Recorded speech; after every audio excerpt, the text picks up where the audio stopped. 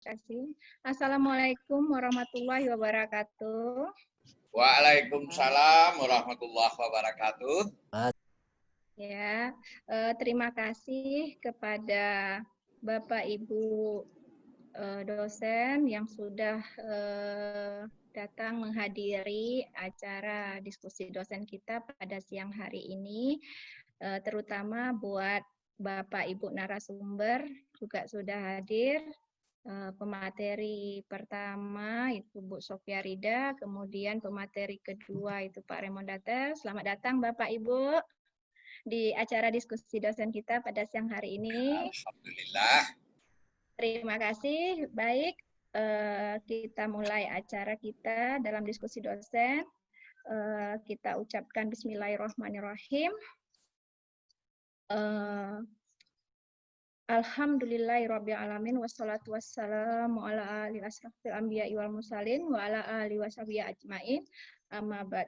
Baik, untuk pertama-tama kami ucapkan terima kasih kepada Bapak Dekan yang sudah meluangkan waktunya untuk mengikuti acara diskusi dosen. Begitu juga untuk Bapak Ibu Wakil Dekan Febi IAIN Bukit Tinggi, kemudian peserta webinar terkhusus buat dosen-dosen kita di lingkungan IAIN yang kita hormati.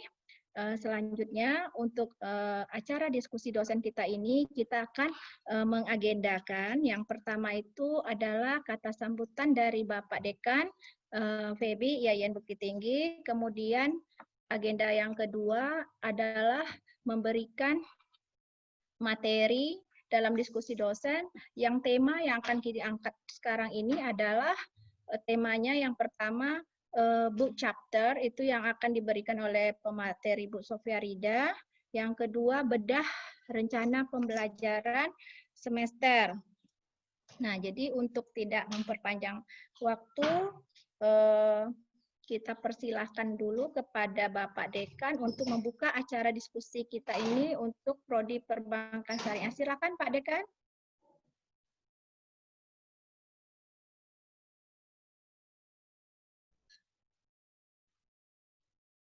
Ya, terima kasih. Assalamualaikum warahmatullahi wabarakatuh. Baik, syukur alhamdulillah wala haula wala quwata illa billah wassalatu wassalamu ala Rasulillah Muhammad bin Abdullah alladzi la nabiyya ba'da amma ba'du. Disyukur kehadirat Allah, salawat dan salam kepada Rasulnya, kepada keluarganya, kepada sahabatnya dan kita selaku umatnya, amin amin ya rabbal alamin. Yang saya hormati Bapak Ibu Wadek, Bukabak, ada Bukabak nggak ada ya? Bu Kaprodi juga ada sebagian, ini Kaprodi belum semua ya, serta dosen-dosen di lingkungan PB IAIN Bukit Tinggi. Alhamdulillah pada siang ini kita dapat nanti akan berdiskusi sebenarnya kedua ya, sebenarnya sambutannya yang pertama, jadi yang pertama itu nanti sekaligus untuk selanjutnya gitu. Tapi karena lupa tadi Pak Moderator ya sekarang aja enggak masalah.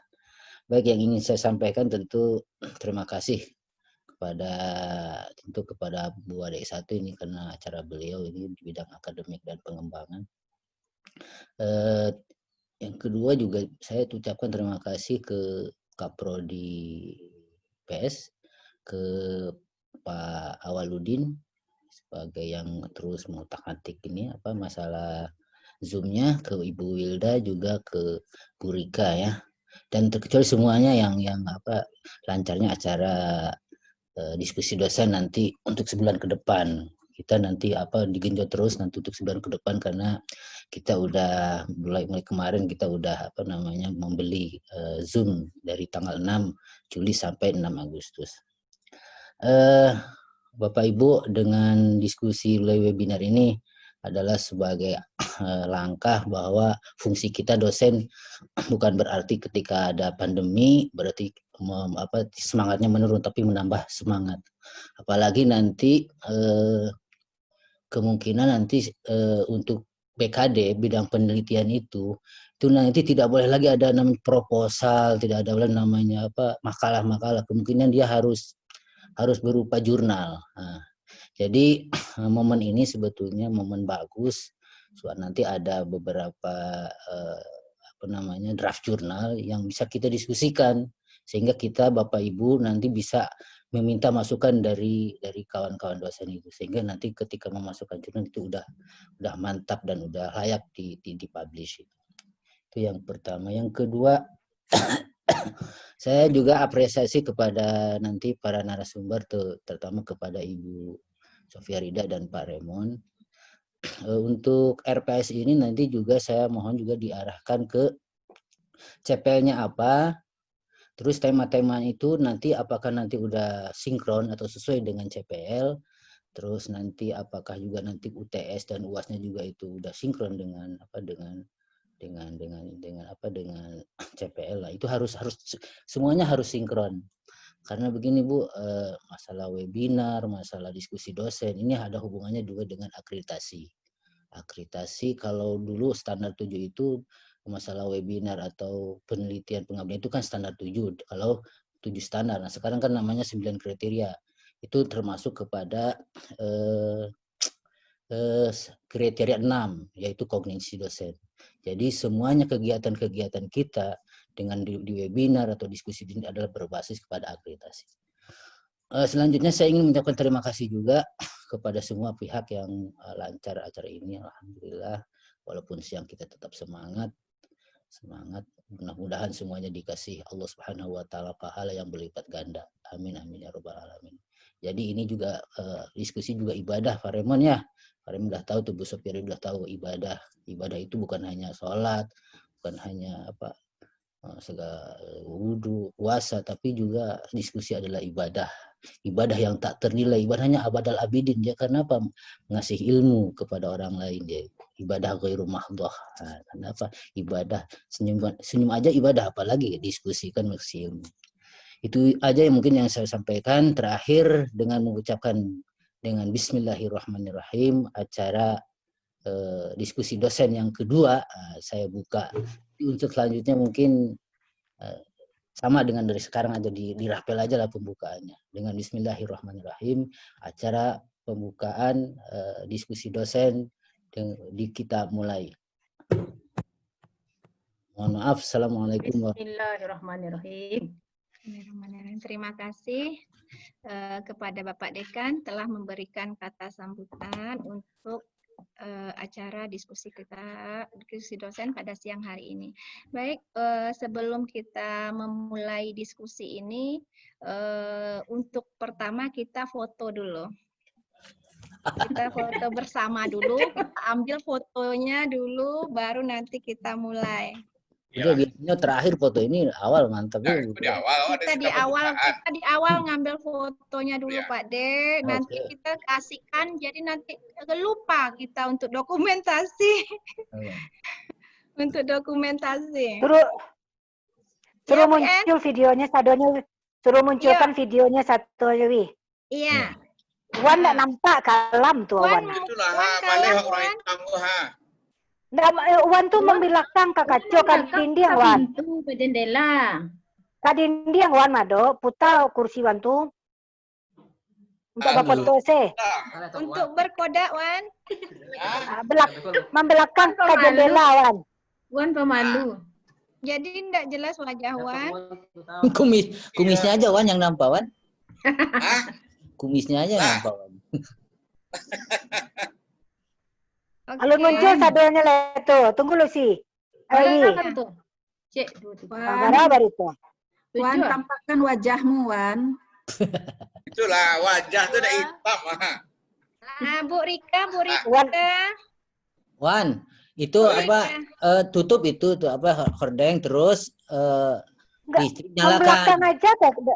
Membelakang aja dari kaca tuh terang. Ini membelakang nih Pak Dia. Terang. Iya. Menghadap aja lawan ke sini. Yang bayar kan negara itu Wan. Listrik. Wan cames mek daring kok Pak De. Iya. Wan cari itu lah jadi itu. Cari posisi. Cari posisi yang baik Wan. Pakai jempol enggak? Oke, sudah selesai. Baru Ini kumisnya mantap. nampak. Itu baru nampak, Wan. Mantap tuh. Ulang lihat Wi. Ulang lihat. Oke. Ulang lihat. Pak Yef muncul tuh, baru Pak Yef muncul. Pak Yef. Wan tuh ikon Feby itu. Nah, Wan dah kelihatan wajahnya tuh udah ganteng. Nampak. Pak kumisnya. Yef Rijoni itu udah mulai Pak Yef. Proses tuh. Ya, Assalamualaikum. Ya, mana itunya, Pak Yef? Malin, mana itunya? Oh, Kumisnya. Orang ke foto bareng Pak Yef. Pak Yef, kita foto bareng dulu. Sesi sebelum foto, kita- sesi foto. oh betul loh. Ya. Saya nak tahu foto udah berkodak Pak Yef. Betul racak macam TV tadi dah ada murah. Mana gambar Pak Yef nak nampak dah. Pak Yef, apa poteret? Ay hilang Wan. Wan lah hilang lo ha. Bu Enti nak hilang do, Wan tu kalah. Buzul, ndak kaluas naik daring wak beko Buzul. Nah, Pak Yef dah Assalamualaikum Pak keluar. Yef. Ah, kan nampak kan? Pak Yef. Andis, mana Andis? Jempolnya naik gak? Itulah nampak si Yef. Pakai jempol Ya, gak? Mana Pak Yef? Udah? Ya, siap. Kita kasih Aba-aba 1, 2, 3 ya. Pakai jempol. Pakai jempol? Ya. Oke, kita pakai jempol. Sama. 1, 2, Kita pakai muka. 3. Sip. Oke. Terima kasih Bapak Ibu. Nah, Baik, Assalamualaikum warahmatullahi wabarakatuh. Sampai jumpa. Apa maksud Buzul tuh? Sudah foto salam dulu. Cuma kurang aja ya. Lali. Wi, matilah mik orang kesada lagi. Jadi, ada. Baik, terima kasih Bapak Ibu. Untuk selanjutnya kita akan mulai saja langsung untuk pemateri, di mana yang akan memberikan ini adalah Ibu Sofia Rida, MAG, di mana beliau akan memberikan materi terkait dengan fikih perbankan, di mana mereka Bu Sofia juga sekarang lagi menulis buku terkait fikih perbankan. Nah, ini makanya temanya ada book chapter, ada subbab yang akan didiskusikan di sini oleh Ibu Sofia Rida. Baik, kita berikan kesempatan kepada Ibu Sofi, waktunya lebih kurang 15 menit. Silahkan Ibu Sofia Rida. Terima kasih pada Ibu Kaprodi yang telah memberikan waktu untuk menyajikan, karena ini permintaannya adalah book chapter, maka nanti kita mungkin minta masukan, ya, saya sebagai ingin minta masukan tentang penulisan buku ini gitu. Jadi sebelumnya, Assalamualaikum warahmatullahi wabarakatuh. Alhamdulillah Rabbil Alamin. Wassalatu wassalamu ala sayyidil awalin wal akhirin. Sayyidina Muhammadin wa ala alihi wa man ihtada bihudahu ila yaumiddin. Syukur Alhamdulillah pada siang hari ini kita sudah dapat melaksanakan diskusi dosen walaupun dalam keadaan yang terbatas, ya. Di sini saya sebagai pemateri ingin mengemukakan beberapa hal yang terkait dengan penulisan buku ilmiah ini. Jadi mungkin ini ada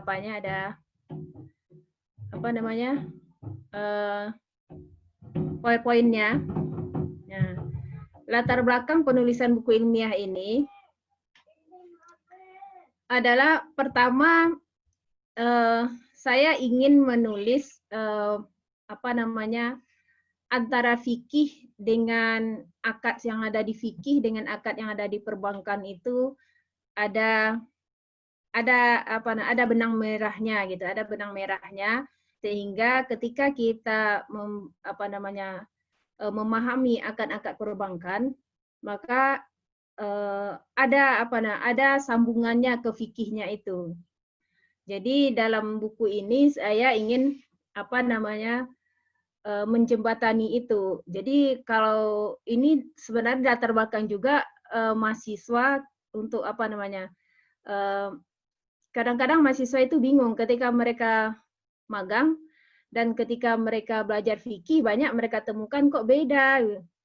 Jadi kadang-kadang anak yang magang itu, mahasiswa yang magang itu sering bertanya kok beda. Kita belajar fikih enggak begitu, tapi di bank kok begitu gitu. Jadi paling tidak saya ingin mengungkapkan menjabarkan di buku ini jembatan antara fikih dengan fikih perbankan itu. Nah, kalau makanya di sini sebenarnya ini kebanyakan adalah sebagian besar adalah silabus fikih perbankan.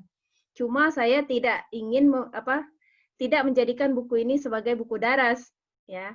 Saya lebih ke ingin menjadikannya buku-buku ilmiah biasa gitu. Ya, mudah-mudahan nanti bisa jadi salah satu sumber rujukan lah bagi mahasiswa. Jadi di sini sebelum itu sebenarnya latar belakang kenapa saya ingin menulis buku ini. Kemudian juga di masyarakat, kalau kita di grup-grup WA itu grup alumni SD, alumni Senawiyah atau grup-grup orang kampung gitu kan. Kan sering bertanya, ini kok Bank Syariah ini begini, kenapa Bank Syariah itu begitu? Kenapa jauh berbeda antara apa yang kita lihat di Bank Syariah itu dengan apa yang kata-kata ulama gitu, ya.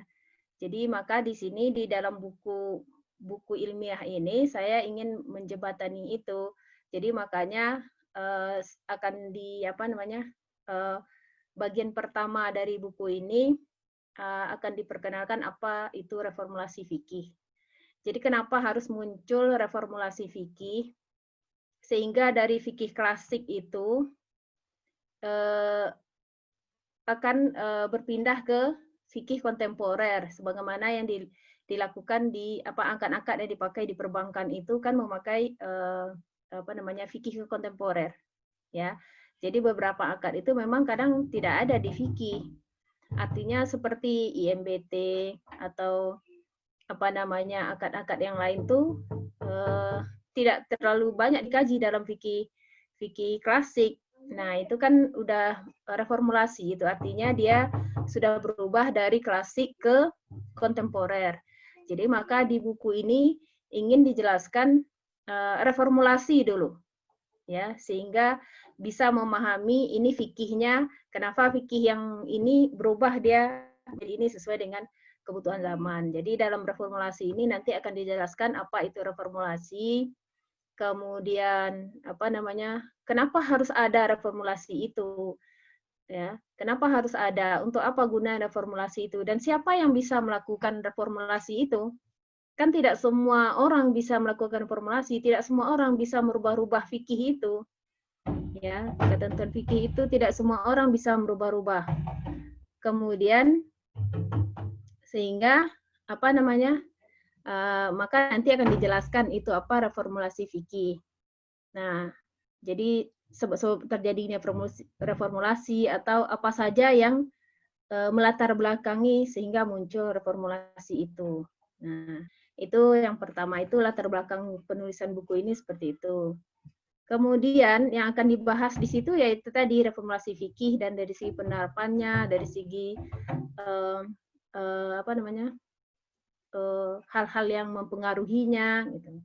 Kemudian setelah ada reformulasi, baru nanti akan disajikan tentang multi akad. Jadi orang awam tidak tahu, sebagian besar mungkin belum memahami apa itu multi akad, kenapa di bank itu akadnya banyak dan bisa tidak sama dengan di fikih gitu. Karena kalau kita belajar fikih klasik itu kan dia akadnya cuma satu. Utang piutang satu, ini satu. Tapi ketika akad itu diterapkan di perbankan syariah, tidak bisa satu. Dia harus merangkum beberapa buah akad sehingga bank syariah itu masih bisa mendapatkan keuntungan dengan menggunakan banyak akad itu. Maka akan disajikan nanti seluk-beluk tentang multi akad itu. Apa itu multi akad, seperti apa pendapat ulama tentang multi akad, siapa saja ulama yang pro dan kontra dengan multi akad itu. Kemudian kalau ulama yang boleh itu kenapa boleh, ulama yang tidak membolehkan itu kenapa tidak boleh gitu. Nah, kalau kita lihat kan di Bank Syariah itu dengan pemakaian multi akad itu paling tidak Bank Syariah itu sudah menganut kepada ulama yang mengambil pendapat ulama yang setuju dengan adanya multi akad. Nah, ketika multi akad itu sudah bisa dijelaskan dengan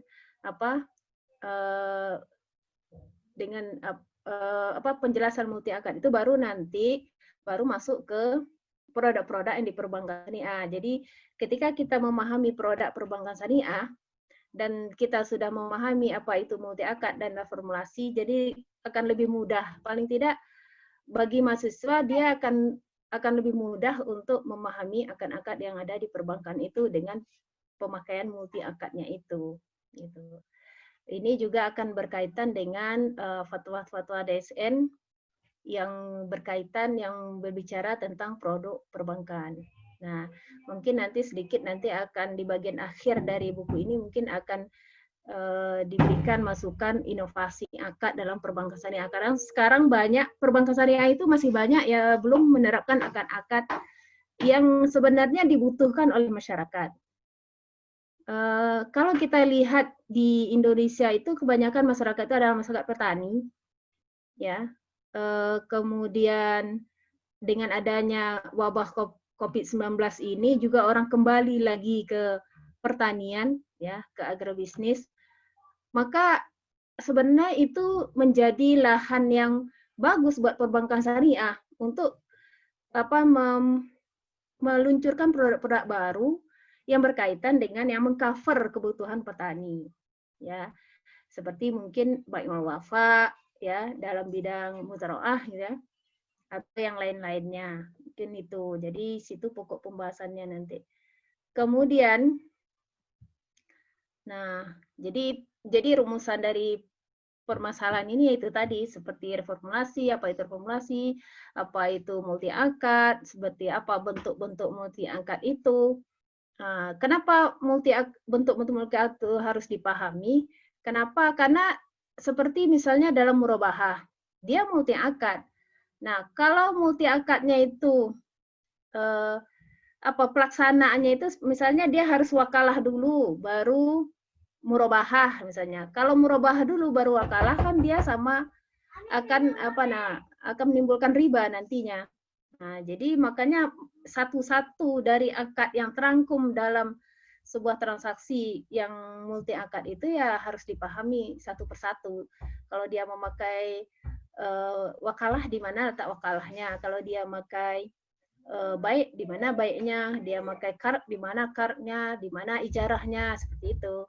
Jadi itu nanti insya Allah yang akan dijelaskan dalam buku ini. Gitu. Kemudian sebagian besar buku ini dalam segi penulisannya mungkin lebih ke library research. Soalnya nanti akan lebih mengkaji beberapa kitab fikih, juga buku-buku ekonomi Islam dan buku-buku yang berhubungan dengan perbankan syariah. Gitu. Jadi ada beberapa kitab yang mengkaji tentang akad-akad yang yang sesuai, yang mungkin bisa diterapkan di di dalam penulisan buku ini. Kemudian juga akan menelaah tentang fatwa DSN terkait dengan produk-produk perbankan syariah. Kemudian selanjutnya, nah ini bab sistematikanya. Ini tidak dibagi per bab sebenarnya. Jadi bagian umumnya secara umum pertama itu tentang reformulasi, kemudian multi akad, kemudian produk perbankan, kemudian ada inovasi, ya, yang mungkin ada beberapa inovasi yang ditawarkan untuk perbankan syariah. Mungkin itu ya. Terakhir ada kesimpulan yang akan menjelaskan apa yang menjadi hal-hal yang berhubungan dengan rumusan masalah dalam buku ini. Kemudian mungkin ada beberapa saran untuk praktisi perbankan syariah dan juga untuk masyarakat secara umum. Mungkin itu yang bisa dipaparkan. Jadi saya berharap nanti banyak masukan dari para peserta, sehingga mungkin ada yang luput yang harusnya dimasukkan, mungkin ada yang harus tidak perlu dimasukkan. Jadi saya sangat berharap ada nanti masukan dari ibu-ibu dan bapak-bapak semua, agar apa yang menjadi latar belakang yang diharapkan dari dari penulisan buku ini bisa tercapai, gitu ya. Mungkin itu saya kembalikan ke moderator, ke host. Terima kasih. Wassalamualaikum warahmatullahi wabarakatuh. Waalaikumsalam warahmatullahi wabarakatuh. Terima kasih Ibu pemateri, Bu Sofia Rida, telah memberikan bahasannya terkait dengan fikih perbankan, khususnya dalam chapter penulisan bagaimana nantinya menggabungkan atau menjembatani fikih, penerapan fikih itu tersambung dia nanti dengan perbankan. Nah, bagaimana nanti bisa mahasiswa kita nanti mengetahui bagaimana nanti dari konsep fikih perbankan ini yang sebenarnya. Baik, untuk selanjutnya barangkali kita untuk sesi ini kita lanjutkan dulu kepada pemateri kedua. Kemudian nanti setelah itu baru kita berdiskusikan dengan peserta. Baik, usul Bu Dewi, bisa usul Bu Dewi? Bapak Bu Dewi? Halo? Iya, Bu Endrianti. Gimana kalau boleh? kita himpun dulu pertanyaan. Jadi Bu Sofia Rida punya kesempatan untuk menyiapkan jawabannya, dan kita nggak lupa dengan apa yang disampaikan Bu Sofia Rida itu. Jadi nanti Pak Raymond atau ya boleh. Ya boleh. Terima kasih Bu Endrianti. Baik, kepada Bapak Ibu peserta diskusi dosen, untuk sesi pemateri 1 kita minta masukan dari apa yang sudah dipaparkan oleh Ibu Sofia Rida tadi. Silakan Bapak Ibu. Saya mau Bu ada Endrianti. tanggapan. Ya, silakan Bu Endrianti. Bu Dewi, materinya bisa dibagikan. Halo. Materi. Nah, nanti silakan Bu Endrianti. Ya, terima kasih. Assalamualaikum warahmatullahi wabarakatuh. Yang saya hormati Bapak Dekan, Ibu Wakil Dekan, dan kawan-kawan dosen Febi. Menarik yang disampaikan buku yang dibahas pada diskusi kita pagi ini. Mungkin saya juga berharap seperti yang diminta Pak Raymond tadi, kita belum dapat, saya minta nanti Bu Sofia Rida menyampaikan poin-poin yang ada di dalam buku. Tadi belum, ya, bab apa aja yang dibahas di situ. Kemudian yang kedua, kalau kita hanya berbicara tentang perbankan secara umum, mungkin itu sudah banyak buku yang membahas itu, karena banyak sekali yang menulis. Dan saya ingin supaya buku yang ditulis Ibu Sofia Rida ini agak sedikit berbeda, saya usulkan ada semacam kalau banyak orang yang mengatakan begini, bank syariah itu hanya atau labelisasi Islam terhadap bank konvensional. Karena pada dasarnya prakteknya itu tidak jauh beda dengan bank konvensional. Nah, mungkin Ibu Sofia Rida bisa memberikan penguatan di bukunya bahwa sebetulnya bagaimana idealnya perbankan atau bagaimana sistem perbankan syariah di dalam kajian fikih muamalah itu sendiri, disorot secara khusus gitu. Saya baru semester ini membimbing anak-anak kita di ekonomi syariah. Mereka agak terlupa mengkaji kajian-kajian ekonomi itu dari kajian fikih muamalahnya. Ya. Jadi mungkin itu perlu ditambahkan. Untuk informasi awal Ibu Dewi, saya juga sedang membuat buku chapter fikih muamalah Mudah-mudahan nanti di giliran saya bisa launching di diskusi dosen kita gitu. Kajiannya ya. fikih muamalah. Fikih Terima kasih, muamalah Mbak. berbasis ekonomi syariah. Oke. Nah, mudah-mudahan Ya. nanti bisa. Makasih Bu Dewi, Bu Sofia Rida, mudah-mudahan itu nanti bisa ditambahkan di dalam bukunya. Assalamualaikum warahmatullahi wabarakatuh. Waalaikumsalam warahmatullahi wabarakatuh. Terima kasih kepada Ibu Endrianti, ya sangat menarik sekali. Memang sebenarnya memang menarik seperti ini karena sudah dipaparkan langsung feedbacknya supaya kita nanti bisa tidak lupa. Tidak lupa, takut lupa, maklumlah faktor U. Iya, sama itu. Iya. Apa U itu? Dewi, Ya. kalau makalah boleh juga bertanya, menanggapi. Boleh. Semua Semuanya boleh. bisa kita di sini. Moderator juga boleh bertanya. Baiklah, saya mau bertanya ya. Iya, boleh. Silakan, Kak Raymond. Assalamualaikum warahmatullahi wabarakatuh. Waalaikumsalam warahmatullahi wabarakatuh. Terima kasih atas waktunya. Ini book chapter buku fikih perbankan ini menarik ya, karena buku-buku tentang perbankan syariah itu masih sedikit di Indonesia ini. Jadi ini akan menarik. Dan saya juga sudah mengajar fikih perbankan ini. Dan menurut saya yang patut diketengahkan di sini kalau masalah teori itu sudah banyak buku-buku yang membahas. Untuk menariknya buku ini adalah dia itu adalah analisis kritis atas praktek yang terjadi di perbankan syariah sekarang, ditinjau dari teori-teori yang sudah ada itu. Nah, itu yang menariknya sebenarnya. Nah, jadi Bu Sofia Rida nanti bisa menganalisa apakah praktek murabahah misalnya di perbankan syariah sekarang itu sudah sesuai implementasinya dengan fatwa DSN MUI misalnya, atau dengan dalil-dalil yang ada dalam Al-Quran dan Hadis. Nah, itu lebih menarik itu. Bagaimana tinjauan penulis sendiri. Dan juga itu untuk menjawab keraguan-keraguan kita, apakah perbankan syariah itu sudah syariah atau belum gitu kan. Karena masih banyak di kalangan masyarakat mengatakan perbankan syariah itu belum syariah.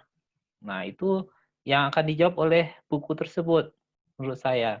Jadi seluruh produk perbankan yang ada di perbankan itu dibahas, dianalisa secara kritis. Jadi menurut saya buku ini tidak bisa hanya tinjauan pustaka saja. Dia harus ada studi lapangannya. Minimal kalau seandainya Bu Sofia Rida tidak bisa ke lapangan ya dari jurnal-jurnal, dari hasil penelitian-penelitian yang ada.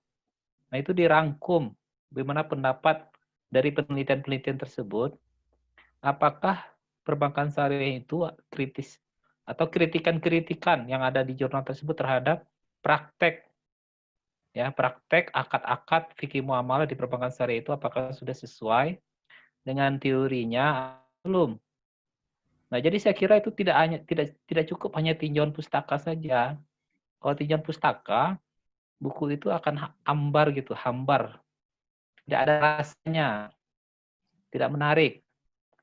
Tapi kalau dikaitkan dengan praktek yang terjadi sekarang di perbankan syariah, nah itu akan menarik sekali. Misalnya ada produk baru di perbankan syariah misalnya Bancasuren Syariah, misalnya dijual di perbankan syariah. Atau misalnya tabungan haji, atau tabungan umroh, atau dana talangan haji, talangan umroh. Nah, jadi atau seperti kartu kredit syariah. Nah, apakah kartu kredit syariah ini sudah sesuai aplikasinya di lapangan dengan teori itu atau dengan fatwa DSN MUI? Nah, itu akan menarik kajiannya nanti. Kalau seandainya dikaitkan dengan praktek di lapangan. Tapi kalau hanya tinjauan pustaka dari buku ke buku, dari buku turos, buku klasik, nah, itu akan hambar aja. Nah, itu masukan dari saya. Terima kasih waktunya. Baik, terima kasih Bapak Raymond Dantes. Baik, selanjutnya Bapak Ibu yang masih ingin memberikan masukan atau saran disilahkan. Pak Dekan. Ya, Masukan dari Pak Dekan ada nih? Pak Dekan, kata Bu Sofi ada masukan dari Pak Dekan. Kalau nggak ada, kita langsung aja kepada Bu Sofi. Untuk yang pertama tadi dari Ibu Endrianti, barangkali sudah dicatat itu dengan Bu Sofi, poin-poin yang ada di buku, katanya seperti itu tadi yang ditulis oleh Ibu Sophia Rida. Kemudian perbankan secara umum banyak yang terkait di penguatan-penguatan. Nah, itu inti dari pertanyaan dari Ibu Endrianti. Nah, silakan Bu Sophie. Baik, terima kasih kepada Bapak Ibu yang sudah memberikan pertanyaan. Saya akan menanggapi pertanyaan dari Bu Endrianti terlebih dahulu. Memang di buku ini bab-babnya itu tidak saya tuliskan di poin-poinnya semuanya. Rencananya memang ini bab-babnya dari bab awal itu akan membahas tentang reformulasi. Kemudian bab kedua tentang multi akad. Nah, bab ketiga itu sesuai dengan apa yang disaran Pak Raymond tadi, memang maksudnya untuk itu. Jadi saya akan menjabarkan kalau di bank itu seperti apa. Ya mungkin sebagian akan diambil dari hasil skripsi mahasiswa. Kalau mahasiswa perbankan itu kan banyak mereka itu apa yang terjadi di lapangan, atau mahasiswa D3 apa yang terjadi di lapangan kan itu yang mereka tulis. Nah, jadi paling tidak kita tahu dari skripsi itu mungkin juga saya jadikan sebagai pembanding apa yang mereka tulis oleh skripsi yang ditulis oleh mahasiswa itu, nanti kita analisa secara fikihnya seperti apa sebelum pelaksanaan itu. Kemudian kita nanti akan diberikan solusinya seperti apa gitu. Maksudnya juga seperti itu. Jadi yang saya maksud dengan studi pustaka itu memang maksudnya ya walaupun kita membaca jurnal, ini kan masih pustaka. Kalau menurut saya itu kan masih pustaka, tapi kita nggak pergi ke bank, tidak wawancara gitu. Jadi memang ada beberapa jurnal dan juga beberapa skripsi mahasiswa yang bisa dijadikan pembanding sehingga untuk memberikan analisa. Jadi Jadi tidak hanya menjelaskan dari buku praktek di bank tuh merubahannya seperti ini gitu, tapi kan memberikan nanti analisanya yang apa yang dilakukan bank itu menurut penulis seperti apa gitu. Jadi mungkin memang banyak nanti ada beberapa jurnal dan juga skripsi mahasiswa mahasiswa perbankan di mana mereka memang menulis apa yang terjadi di lapangan, dan itu sebenarnya yang akan itu juga sebenarnya menjadi dasar gitu. Kadang kita sebagai pembimbing skripsi juga kok di bank tuh seperti itu. Iya, memang begitu kata mahasiswa, memang begitu Bu aplikasinya. Jadi nanti akan kita memberikan analisa, saya berikan analisanya nanti setelah judul, misalnya saya membahas tentang tabungan haji seperti tadi. Nanti ada beberapa skripsi mahasiswa, nanti saya berikan analisanya. Jadi seperti itu maksudnya juga yang yang dilontarkan oleh Pak Raymond tadi. Jadi memang ada beberapa analisa dari aplikasi akad-akad yang dilakukan oleh perbankan syariah. Mungkin itu. Ya, terima kasih Bu Sophia Rida. Semoga apa yang disampaikan Bu Sophia Rida tadi, Bu Endrianti, sementara bisa memberikan masukan buat Bu Endrianti kepada mahasiswanya juga nantinya ya Bu Endrianti, karena nanti kita minta nanti secara kalau udah selesai nanti penulisan Bu Sophie barangkali, nah baru bisa nanti kelihatan bagaimana sih bentuk jembatan tadi itu ya, menjembatani mahasiswa tadi supaya nanti mahasiswa itu tidak salah dalam menilai materi perkuliahannya yang terkait dengan fikih perbankan ini khususnya, karena fikih perbankan dalam kurikulum kita yang baru, kurikulum KKNI itu mahasiswa kita yang angkatan 2017. Nah, yang sebelumnya belum ada. Nah, jadi sangat bagus sekali kita bicarakan itu, tapi nanti seandainya nanti butuh secara keseluruhan materinya, mungkin kita bisa diskusikan lagi. Baik. Atau nanti kalau bukunya sudah siap, udah jadi, kita bedah buku. Ya, kita lanjutkan lagi supaya nanti kelihatan, bahkan mahasiswa juga nanti kita undang. Nah, jadi biar lebih. Ya, kalau bisa belum jadi dalam bentuk draftnya, Bu Sofia. Ada draftnya. Oh, dalam bentuk draftnya. Ya, bagus sebelum juga. Sebelum dipublish lah. Baik juga, bagus juga seperti itu. Baik, kita lanjutkan pertanyaan yang kedua. Tadi Bu Sofia dari Pak Raymond, teori-teori di buku itu kan biasanya udah banyak.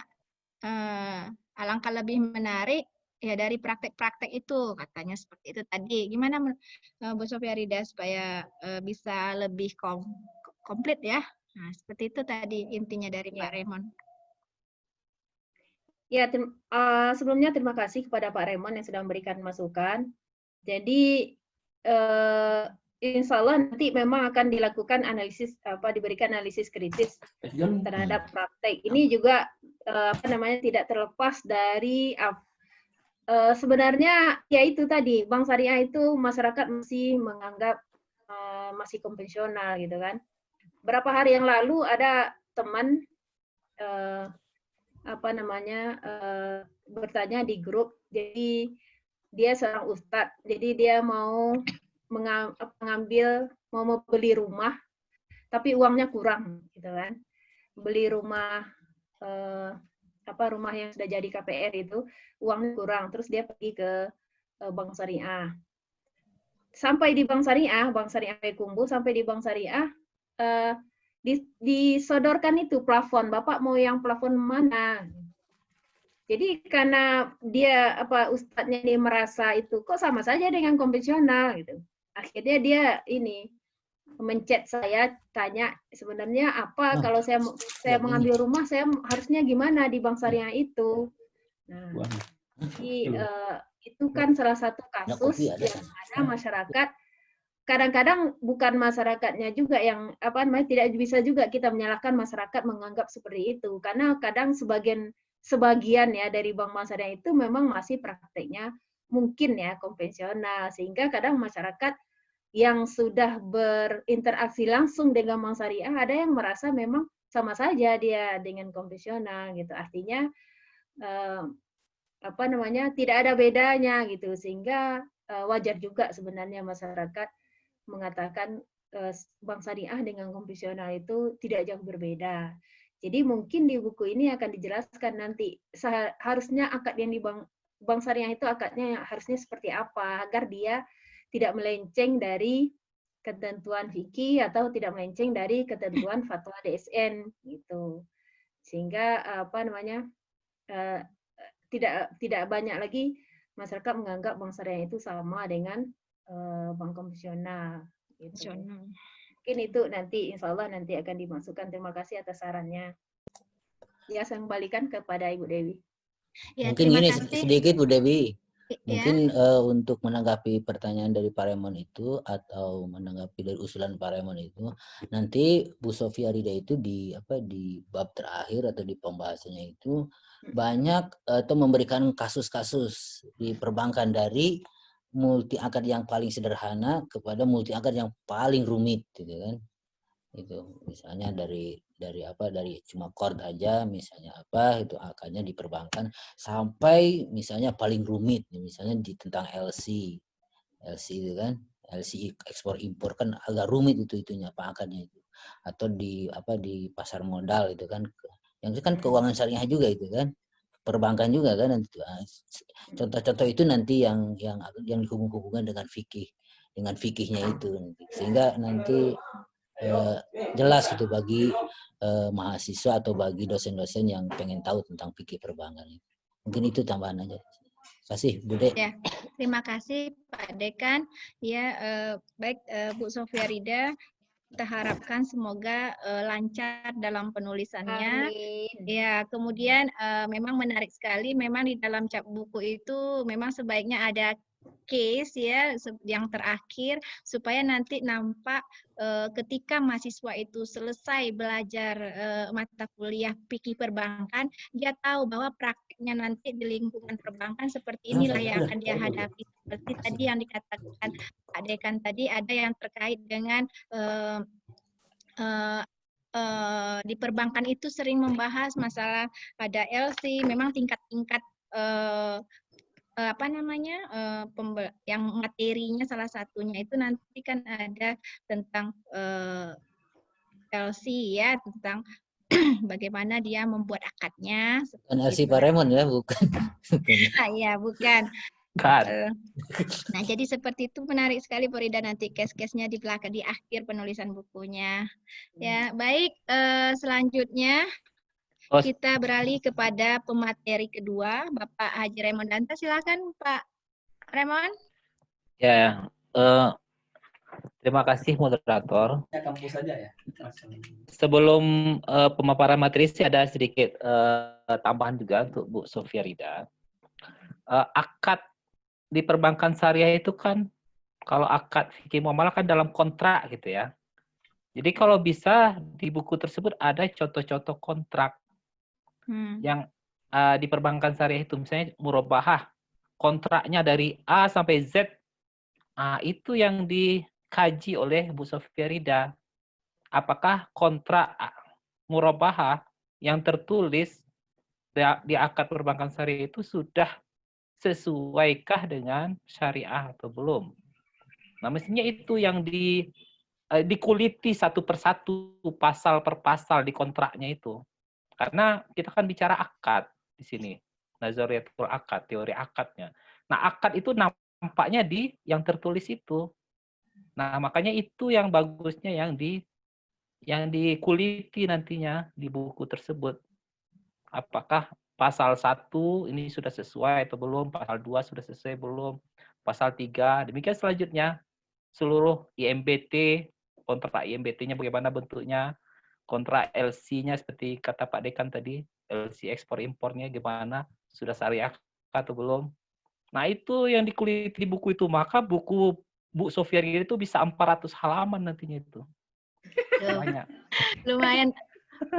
Saja dibikin setiap daftar ada case-nya ya Pak Raymond. Setiap daftar yang dibahas ada case-nya, ada iya, ada case-nya, ada contoh akadnya, ada contoh akad di perbankannya kayak gini. Nah, menurut syariah kayak gini, benar atau enggak, sudah sesuai atau enggak gitu kan. Nah, itu tambahan untuk Bu Sofia Rida. Ya, teorinya seperti ini, turunan ini, nah ini loh akadnya. Ya, proses pengerjaannya nanti ketika praktek di lapangan. Nah, sehingga baik, lanjutkanlah Pak Raymond. Iya, kita lanjutkan materi saya ya. Berapa waktunya Bu Dewi? Tentang bedah RPS, rencana pembelajaran khususnya untuk mata kuliah analisis investasi syariah. Nih share screen-nya masih disable nih, Bu. Sebentar. Share screen. Sebentar. Ya. Oke, Pak Raymond. Oh, dari sana aja. Udah dari apa bantuin? Dari sini aja lah, dari Pak Raymond aja. Oh, dari Pak Raymond aja, oke.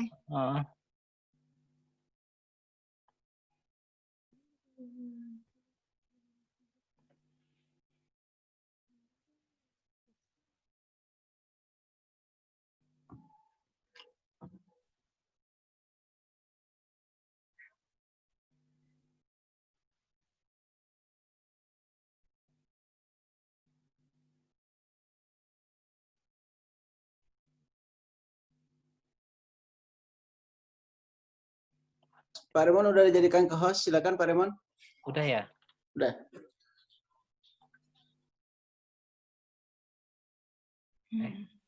Jadi tunggu sebentar ya. Pesannya udah, foto udah. Ini ya. Cuma kalau di RPS ini nggak terlalu jelas gitu materi-materinya. Kita mulai dari Assalamualaikum warahmatullahi wabarakatuh. Waalaikumsalam warahmatullahi wabarakatuh. Alhamdulillahirabbil alamin wassalatu wassalamu ala asrofil anbiya'i wal mursalin wa ala alihi wa ashabi ajmain amma ba'du. Terima kasih atas waktunya untuk diskusi dosen ini. Diskusi dosen ini sesuai dengan sekarang yang lagi ramai sekarang kan kampus Merdeka. Merdeka belajar. Nah, jadi mestinya menurut saya ya, ada beberapa kurikulum kita akan berubah nantinya. Karena di kampus Merdeka itu ada sekitar 2 semester mahasiswa itu kegiatannya di luar. Maka akan ada pengurangan SKS nantinya. Nah, nanti akan lebih fokus misalnya majornya apa, di prodinya itu. Nah, itu nantinya. Nah, kemudian ini kita bicara mata kuliahnya analisis investasi syariah. Analisis investasi syariah ini sebenarnya adalah advance ya, kelanjutan dari mata kuliah pasar modal syariah. Menurut saya. Jadi mestinya sebelum mahasiswa mendapatkan mata kuliah ini, dia sudah harus dapat mata kuliah pasar modal syariah supaya tidak tumpang tindih. Nah, saya lihat kemarin itu mata kuliah pasar modal syariah dengan mata kuliah analisis investasi syariah itu satu semester yang sama gitu. Jadi itu agak riskan, agak rancu menurut saya. Sebab di kuliah pasar modal syariah itu dia itu 70% teori, 30% praktek.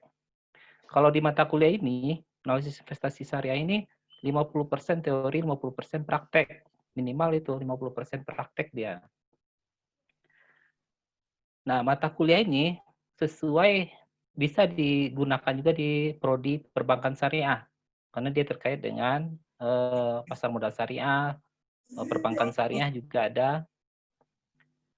Nah, capaian ini di MBS ya, di MBS. Ini bisa dibaca aja nantinya supaya cepat aja. Sebelumnya Pak Remon mohon maaf, materi Pak Remon nggak tampil tuh Pak Remon. Nggak tampil ya? Nggak tampil Pak Remon. Mohon maaf Pak Gimana Remon, caranya coba di. Pak Remon Oke, bismillah. Kan? Oke, bismillah Pak Remon. Oh, di Pak post Remon tadi ya? sudah jadi co-host, jadi bisa Pak Remon. Udah kelihatan? Belum Pak Remon. Belum. Kok belum juga? Buka PowerPoint-nya, Pak. Itu baru Pak Remon. Iya itu. Udah. Nampak, udah. Cuma itunya tuh, filenya aja itu. Filenya aja baru Pak Remon, belum dibuka. Buka. Buka yang modul 7 yang investasi pasar modal itu ya Pak Remon. Iya. Modul 7? Ya diklik itu 2 kali mungkin udah tampil tuh Pak Remon. Coba.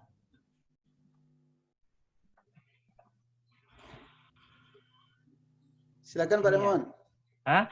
Silakan Pak Diklik Remon. Terus diklik 2 kali, itunya belum keluar tuh itunya. Yang mau ditampilkan itu yang sahamnya modul 7 main investasi dan pasar modalnya itu Pak Remon klik 2 kali itu udah muncul di layar Zoom-nya.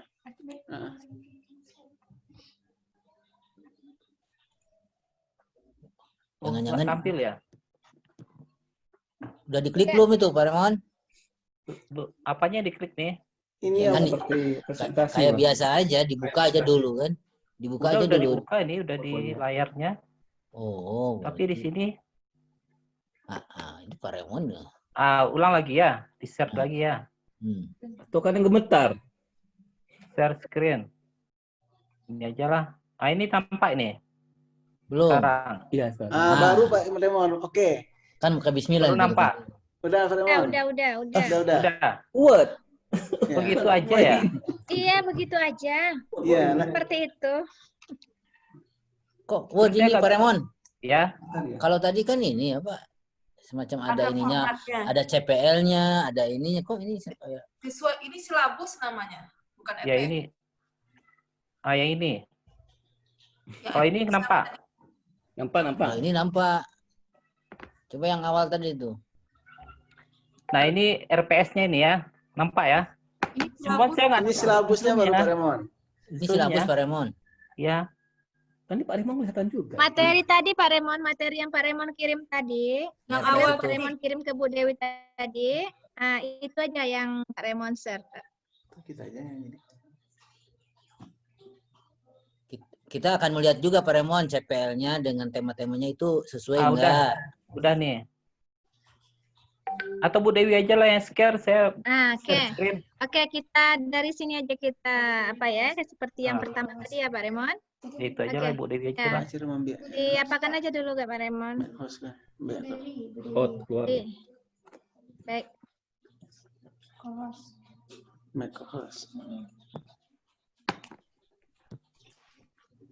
Silakan Bu Dewi, itu udah dijadikan host. Ya. Ya, silakan Ibu Dewi. Ya, Wak. Ya, silakan dibagi, di-share materinya Pak Remon. Bu Dewi udah jadi ke host. Keluar dulu saya. Kan sudah keluar tadi ini saya. Ini saya kalau gini.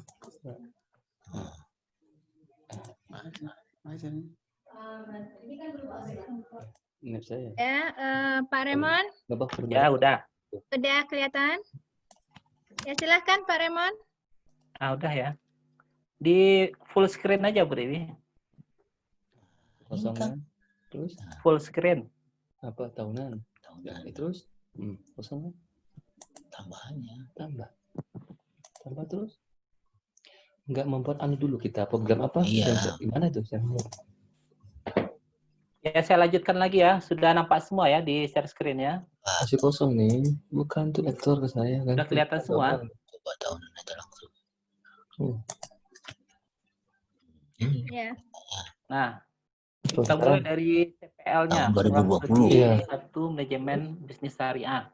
Teknya. Yang pertama itu memiliki kompetensi kepribadian yang mantap, berakhlak mulia, kreatif dan inovatif, berkarakter serta menjadi teladan bagi mitra profesional. 12 itu targetnya berapa ini?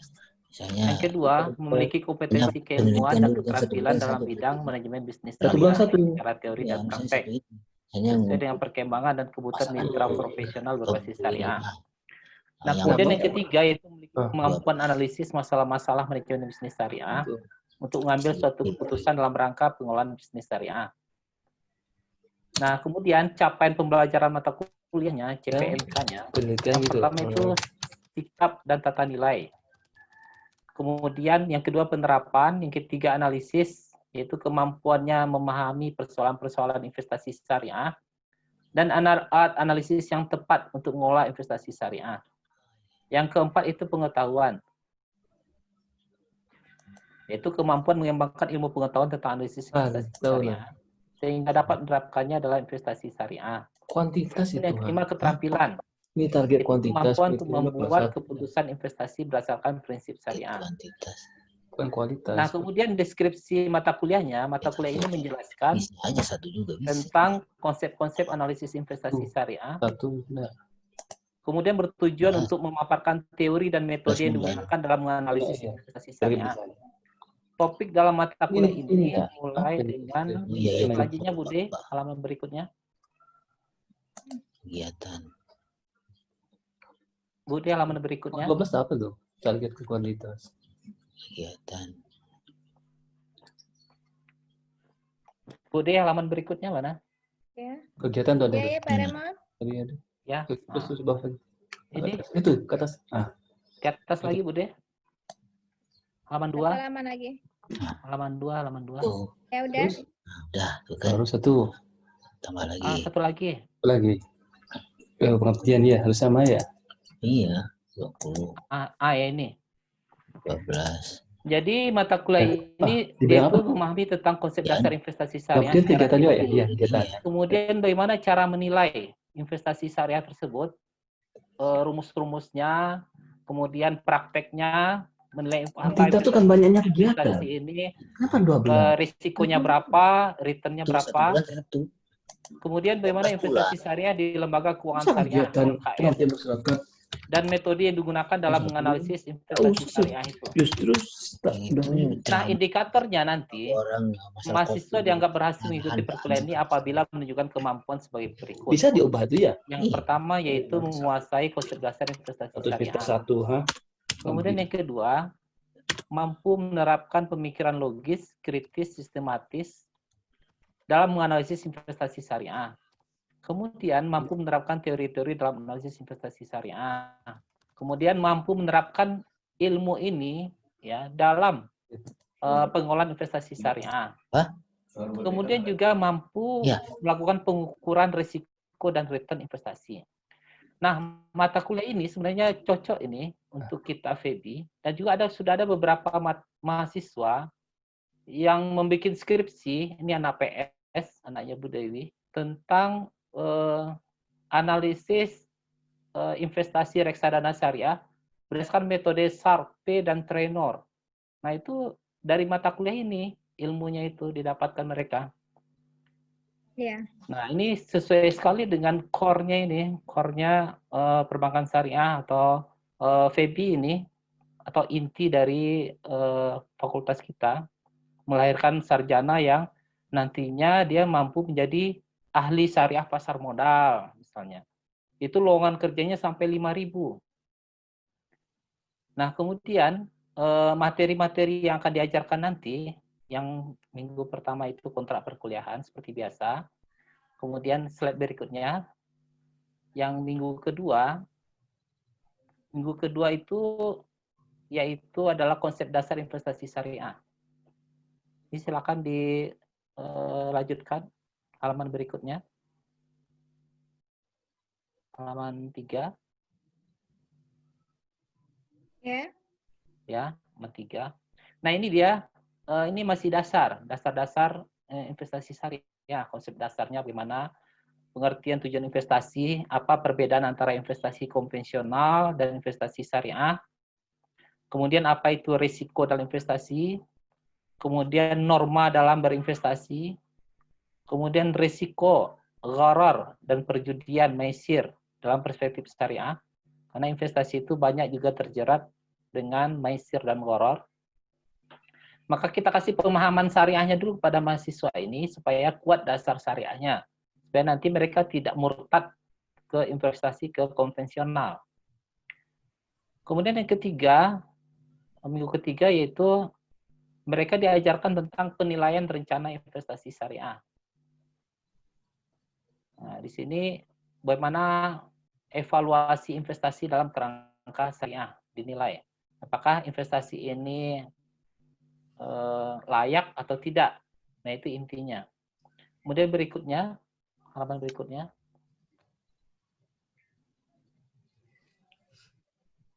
Nah, kemudian kita membahas tentang investasi pada produk perbankan syariah.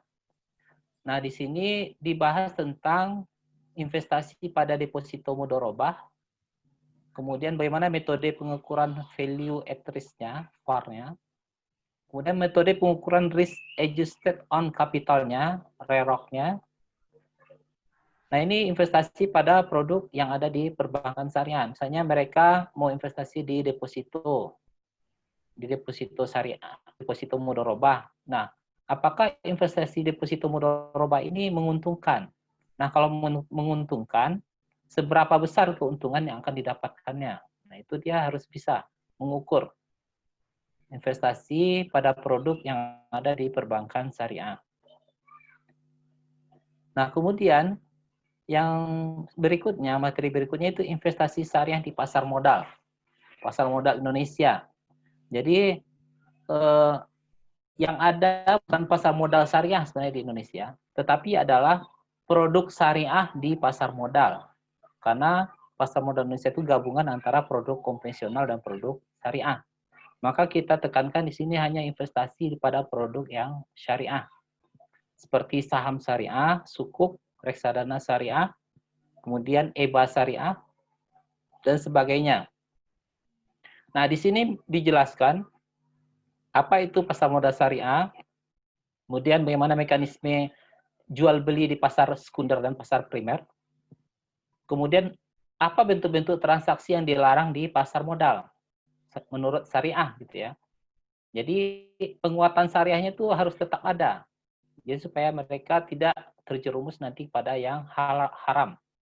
Seperti nanti mereka insider trading atau nanti margin trading yang itu haram semua. Nah, jadi dikasih pemahaman dulu ini yang halal, ini yang haram. Nah, nanti mereka mahasiswa dewasa, mahasiswa itu sudah dewasa, tahu mereka yang mana yang baik, mana yang buruk. Nah, berikutnya yang nomor 6 halaman berikutnya. Nomor 6. Ya. Nah, itu investasi pada saham syariah. Nah, ini yang intinya sebenarnya investasi di pasar modal itu adalah pada saham. Nah, saham itu hanya pada saham syariah. Kita tidak menganjurkan mereka investasi pada saham konvensional karena bisa terjerumus pada yang haram. Nah, di saham ini sebenarnya nanti mereka harus sudah bisa menganalisa saham manakah yang baik untuk dibeli, ya, untuk diinvestasi. Saham manakah yang dapat dijadikan sebagai sarana investasi mereka untuk menilai. Ini saham A nilainya sekian, misalnya nilainya A, saham B nilainya B, saham C nilainya C. Maka mereka akan membeli saham A karena nilainya lebih tinggi. Nah, ini intinya demikian. Kemudian juga di saham syariah di sini, mereka juga harus bisa memahami jenis-jenis saham. Kemudian bagaimana menghitung nilai dasar daripada saham tersebut atau value-nya, ya, value-nya. Kemudian tahu dia ini kan ada nilai pasar, harga dasarnya saham tersebut. Nah, mereka bisa menentukan harga dasar saham ini sekian, harga pasarnya sekian. Nah, jadi jangan sampai mereka membeli saham itu kemahalan. Nah, kalau kemahalan nggak usah dibeli saham tersebut. Nah, itu gunanya mereka bisa menilai. Nantinya menganalisisnya dengan analisis fundamental dan analisis teknikal nantinya. Nah, sebenarnya analisis fundamental dan teknikal ini sudah dipelajari juga di mata kuliah pasar modal syariah. Jadi di sini mereka hanya pendalaman materi aja lagi di mata kuliah analisis investasi syariah ini. Kemudian berikutnya, pertemuan ke-8.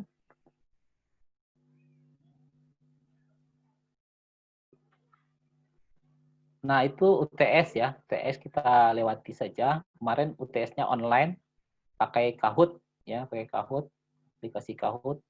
Kemudian, nah ini yang inti dari mata kuliah ini, analisis investasi saya ini, yaitu teori-teori portfolio Markowitz ini. Yang intinya adalah, don't put your eggs in one basket. Jangan taruh telur kamu itu di satu keranjang. Karena kalau keranjangnya jatuh, maka telur itu akan pecah semuanya. Maka menurut Markowitz, itu telur itu harus diletakkan di beberapa keranjang. Nah, inilah yang disebut dengan diversifikasi investasi. Jadi, kita investasi di saham, kita investasi, taruh duit kita di sukuk, taruh duit kita di reksadana syariah. Jadi, ada 3 macam kita investasikan. Jadi, tidak semuanya di saham. Sebab kalau di saham jatuh, masih ada duit kita di sukuk. Masih ada duit kita di reksadana syariah. Nah, ini inti daripada teori portofolio Markowitz ini. Nah, ini yang harus dijelaskan pada mahasiswa.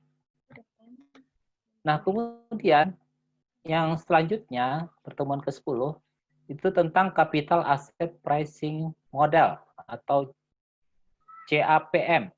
Ya, CAPM. Ini juga gunanya untuk menilai portofolio kita itu apakah sudah bagus atau tidak. Apakah dia under value atau over value. Nah, ini pakai Capital Asset Pricing Model. Nah, ini sebenarnya nanti harus mereka praktekkan nantinya. Cuman karena kemarin pakai online, agak kurang bisa dipraktekkannya. Nah, berikutnya, halaman berikutnya.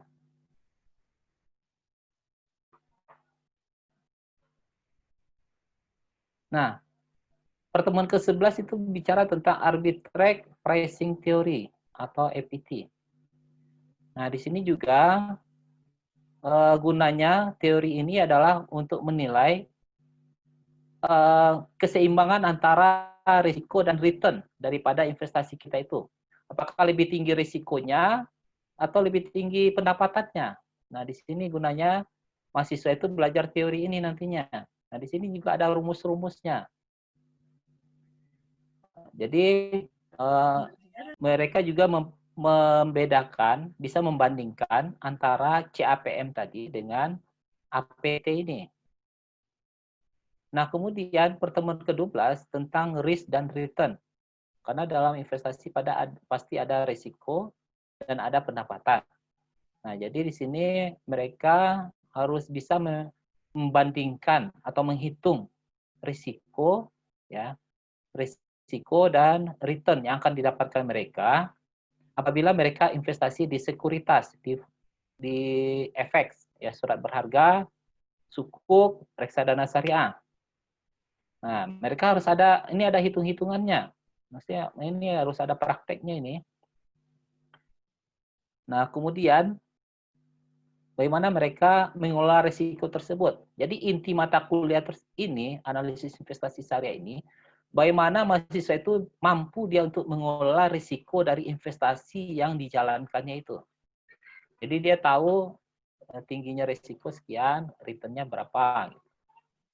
Kemudian berikutnya, pertemuan ke-13.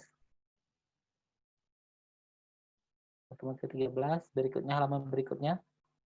Nah, itu baru masuk ke obligasi syariah. Kalau sebelumnya di sini atau sukuk. Sebelumnya yang pembahasan CAPM, APT, teori portofolio Markowitz, itu semua kaitannya dengan saham syariah. Nah, kalau sekarang kita menganalisis investasi pada sukuk atau obligasi syariah. Kita membahas tentang rumus nominal yield-nya berapa, current yield-nya berapa, yield to maturity-nya berapa, kemudian bagaimana tingkat pendapatan sukuk tersebut dan tingkat risikonya. Nah, kemudian berikutnya pertemuan ke-14 yaitu investasi pada reksadana syariah.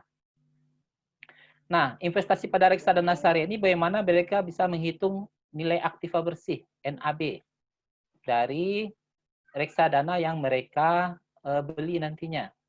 Jadi bagaimana keuntungan dan risiko reksadana syariah. Kemudian juga bisa memahami mekanisme operasional reksadana syariah. Nah, mekanisme operasional, kemudian karakteristiknya ini sebenarnya sudah dibahas nanti di mata kuliah pasar modal syariah. Ini adalah advance-nya lanjutan dari pasar modal syariah. Jadi mereka intinya nanti menghitung keuntungan dan risiko reksadana syariah. Nilai aktiva bersihnya berapa, kemudian keuntungannya berapa nantinya. Kemudian halaman berikutnya, pertemuan ke-15. Pertemuan ke-15 itu baru kita investasi pada asuransi syariah. Nah, sekarang yang lagi ramai itu adalah Bancasuren. Bancasuren yang Jiwasraya itu kan ambruknya gara-gara Bancasuren itu, produk JP Polisnya itu. Nah, nanti mahasiswa itu bisa menghitung ya instrumen investasi pada asuransi syariah atau misalnya mereka berkecimpung nanti di asuransi syariah. Nah, dana yang mereka dapatkan dari polis ya, polis peserta asuransi itu harus mereka investasikan. Nah, bagaimana cara mereka menginvestasikannya? Nah, di bagian ini mereka akan mempelajari hal itu. Jadi mereka tahu risiko dan return dari asas asuransi syariah. Biasanya asuransi syariah ini mereasuren lagi, ya, mereasuren dananya itu supaya mendapatkan pendapatan, ya, dana yang dapatkan dari premi-premi peserta tersebut. Nah, disinilah mereka membahas. Jadi mereka tahu apa risiko dan return Bancasuren. Jadi Bancasuren ini adalah gabungan produk asuransi syariah dengan bank. Maksudnya seperti kita menabung gitu ya, menabung setiap bulan. Nah, nanti di tahun ke-10, nanti kita akan mendapatkan uang kita kembali dan mendapatkan bagi hasil. Seperti itu. Nah, itu mereka bisa menghitung bagi hasil yang akan mereka dapatkan nanti pada tahun ke-10 itu berapa. Nah, kemudian pertemuan ke-16 yaitu UAS. Nah, ini materi-materi yang diberikan pada mata kuliah analisis investasi syariah. Sebenarnya mata kuliah ini cocoknya nanti diberikan kepada dosen yang punya background keuangan, ya, punya background keuangan, karena ini banyak terkait dengan hitung-hitungan keuangan itu. Nah, oleh sebab itu nanti keuangan, di samping dia mengerti keuangan, dia juga mengerti tentang syariahnya. Jadi supaya tidak lepas dari syariahnya itu, karena ini analisis investasi syariah. Nah, kemudian berikutnya, slide berikutnya, tugas-tugas.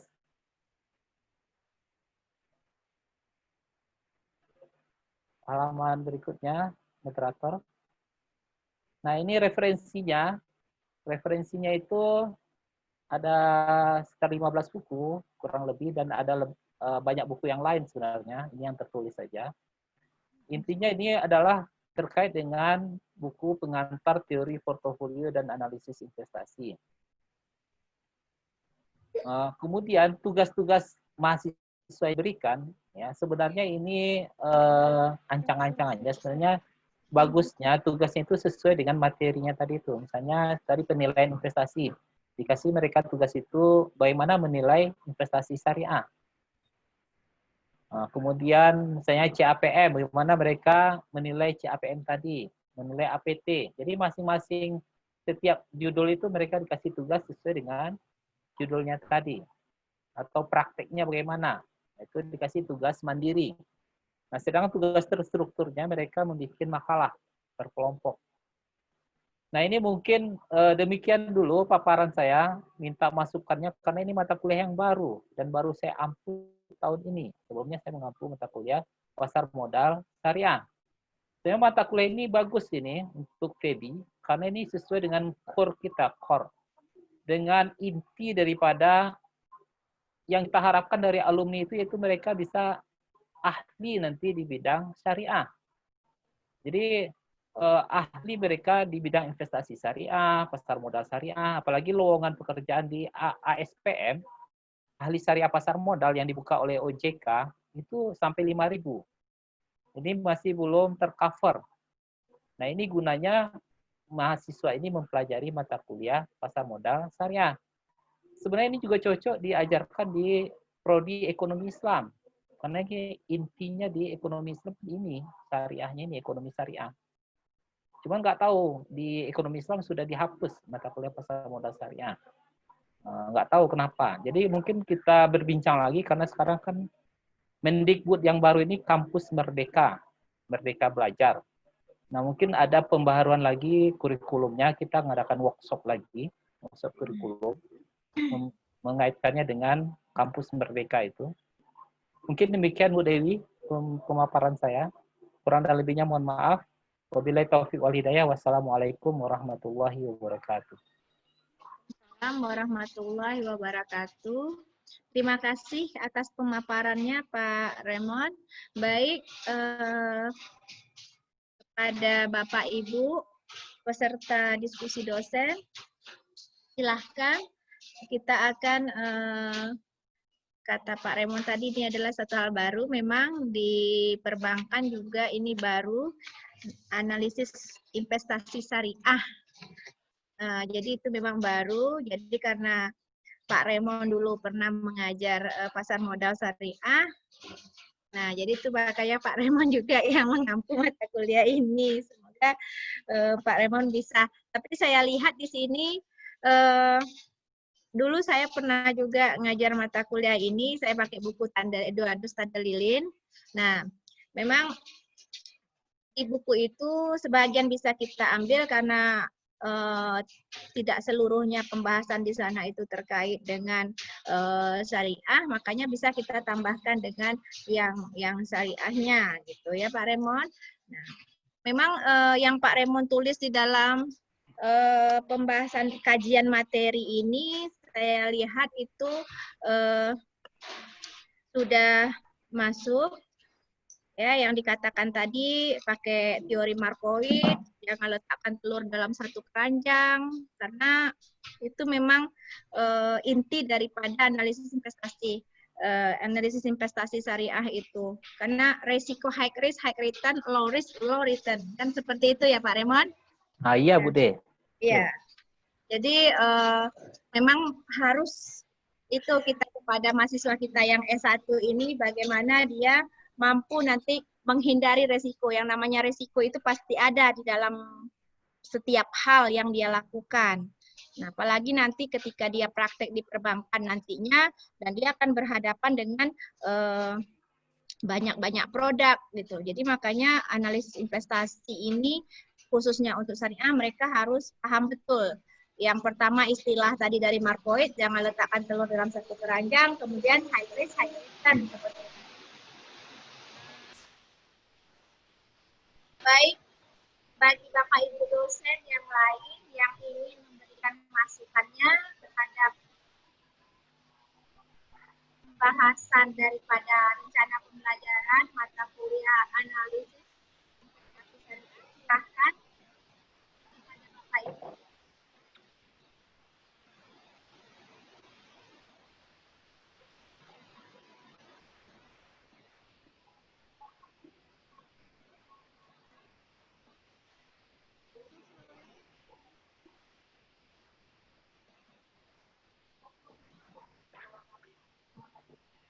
Tanya jawab Bu Dewi.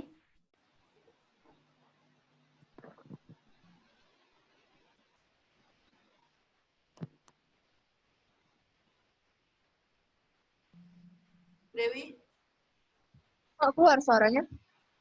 Apa? Tanya jawab lagi. Ada yang ngomong. diskusi lagi. Halo Pak Remon, Ya Bude, tadi dengar suara Pak Remon? ya diskusi lagi kan Bude?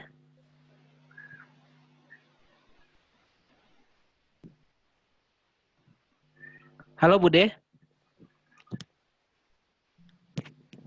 Apa suaranya nggak ada?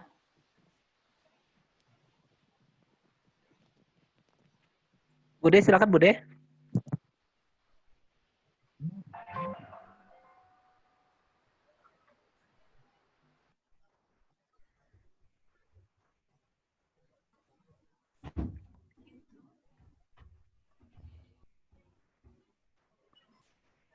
Langsung aja nggak apa-apa.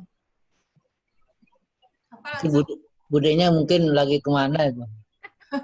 Ada Bude tuh, mana ada Bude? Udah lagi kemana? Ada kedengaran Pak Remon? Ada kedengaran. Hari hujan di sini. Oh hujan. Saya enggak ada isinya, ada atap. Kan ada hujanan. Oh ya di lantai 3 ya. Iya, data dangal. Itu Pak Remon bisa dijelaskan per pertemuannya itu dihubungkan dengan CPL itu kan? Masuk kemana pertemuan ini, CPL-nya nomor berapa? Bisa itu Pak Remon? Itu yang penting itu aja, nanti secara pragmatis begitu saja. Kalau Ya. kayaknya untuk materinya udah cocok lah, Pak Remon udah pengalaman. Sebab begitu Pak Remon, diantaranya di audit mutu internal itu diantaranya dia antara capaian pembelajaran dengan tema atau materi-materi harus ke sana, dia harus sesuai itu Pak Remon. Harus mengarah ke CP. Iya, harus mengarah ke CP. Termasuk memang. soal UTS dan UAS itu Pak Remon. Secara keseluruhan Ya. materi ini dari pertemuan pertama sampai terakhir itu Ya. sebenarnya secara keseluruhan sudah mengarah kepada CPL. Itu mereka ya. bisa menilai investasi tersebut high risk, high return seperti dikatakan Bu Dewi tadi. Berapa risikonya, berapa tinggi risikonya, berapa tinggi returnnya. Mereka sudah bisa menilai gitu. Itu nanti yang diharapkan dari mahasiswa ini setelah mempelajari mata kuliah ini. Sehingga bisa mereka praktek, nanti misalnya mereka jadi investor di pasar modal. Mereka bisa menilai yang akan saya beli adalah saham A. Karena saham A ini risikonya tidak terlalu tinggi dan pendapatannya juga menengah misalnya, returnnya menengah. Itu. Nah, jadi keseluruhannya sebenarnya, terutama yang pertemuan setelah UTS, itu diarahkan mereka untuk mengukur, ya mengukur dengan rumus-rumus yang ada, menilai apakah berapa besar risikonya, kemudian berapa besar returnnya, sehingga apakah investasi itu layak atau tidak, itu intinya sebenarnya CPL dari mata kuliah ini. Dan kemudian juga apakah sesuai dengan syariahnya, itu juga penting. Jadi mereka bisa berinvestasi, mendapatkan keuntungan, tapi keuntungan juga halal, sesuai dengan syariah. Itu intinya. Jadi diharapkan nanti kalau dosen yang mengajar mata kuliah ini, mereka memahami tentang keuangan dan juga memahami tentang syariahnya gitu. Jadi sehingga rangkap, ya, bukan hanya memahami keuangan saja, tapi memahami juga aspek syariahnya, sehingga bisa mengarahkan mahasiswa ini supaya mereka tidak murtad ke produk konvensional. atau mereka nanti bisa jadi ahli syariah pasar modal, ASPM. Itu intinya. Dan juga ada beberapa mahasiswa yang skripsinya itu sudah pakai teori-teori ini. Pakai teori yang di reksadana syariah itu Sarpe Entrepreneur. Nanti Bapak Ibu bisa lihat nanti di Munakosah tahun ini. Sudah ada beberapa mahasiswa yang lulus skripsinya, pembimbingnya saya. Itu nanti mereka sudah memakai teori-teori ini. Jadi mereka sudah mandiri, sudah belajar sendiri mereka. Memakai teori ini dalam skripsinya. Ya, ya. Nah, saya lihat juga di fakultas-fakultas ekonomi yang lain, ya, itu teori CAPM, teori APT, ini menjadi judul skripsinya. Ya, jadi jangan sampai skripsi kita itu sama semua dari tahun ke tahun. Pengaruh harga dan pelayanan terhadap kepuasan, pengaruh ini dan terhadap kualitas pelayanan, pengaruh, nah itu aja terus sama semua. Jadi nggak ada bedanya antara jurusan kita ekonomi syariah atau fakultas ekonomi dan bisnis Islam dengan fakultas ekonomi umum. Dilihat dari skripsinya mahasiswa itu. Ya, ya. Nah, itu diharapkan ini dari mata kuliah yang core-nya ini memang benar-benar syariah. Demikian mungkin Pak Wadek jawabannya. Oke. Ya, terima kasih Pak Dekan. Pak Remon lah, bukan Pak Dekan. Pak Remon, terima kasih. Memberikan masukan Pak Remon untuk analisis investasi syariah. Capital asset pricing model tadi dihilangkan ya Pak Remon? Jadi ditukar ya tadi dalam silabusnya? Enggak ditukar, Bu. Itu masuk itu di Tandailit juga ada itu. CAPM itu. Capital asset pricing model itu. Oh gitu ya. Ya. Memang kalau kita melihat ini, kita menganalisis ini, memang anak S1 itu memang harus dia diberi dulu basic keuangannya ya Pak Remon ya. Ya. Supaya nanti dia bisa terstruktur ketika sampai ke mata kuliah analisis investasi, dia tidak kesulitan ya Pak Remon. Iya, betul. Dalam masuk ke itu ya. Manajemen keuangannya dulu nih. Berarti ini kan semester genap kemarin ya Pak Remon? Ya, semester 6 nih. Berarti semester 6. ganjilnya kita harus itu. Ya, ganjilnya semester 5-nya harus manajemen keuangan dan pasar modal syariah. Iya. Baik, kira-kira Bapak Ibu yang lain kira-kira ada yang akan memberikan masukan terkait dengan RPS yang sudah dirancang oleh Bapak Raymond Dante. Silakan Bapak Ibu.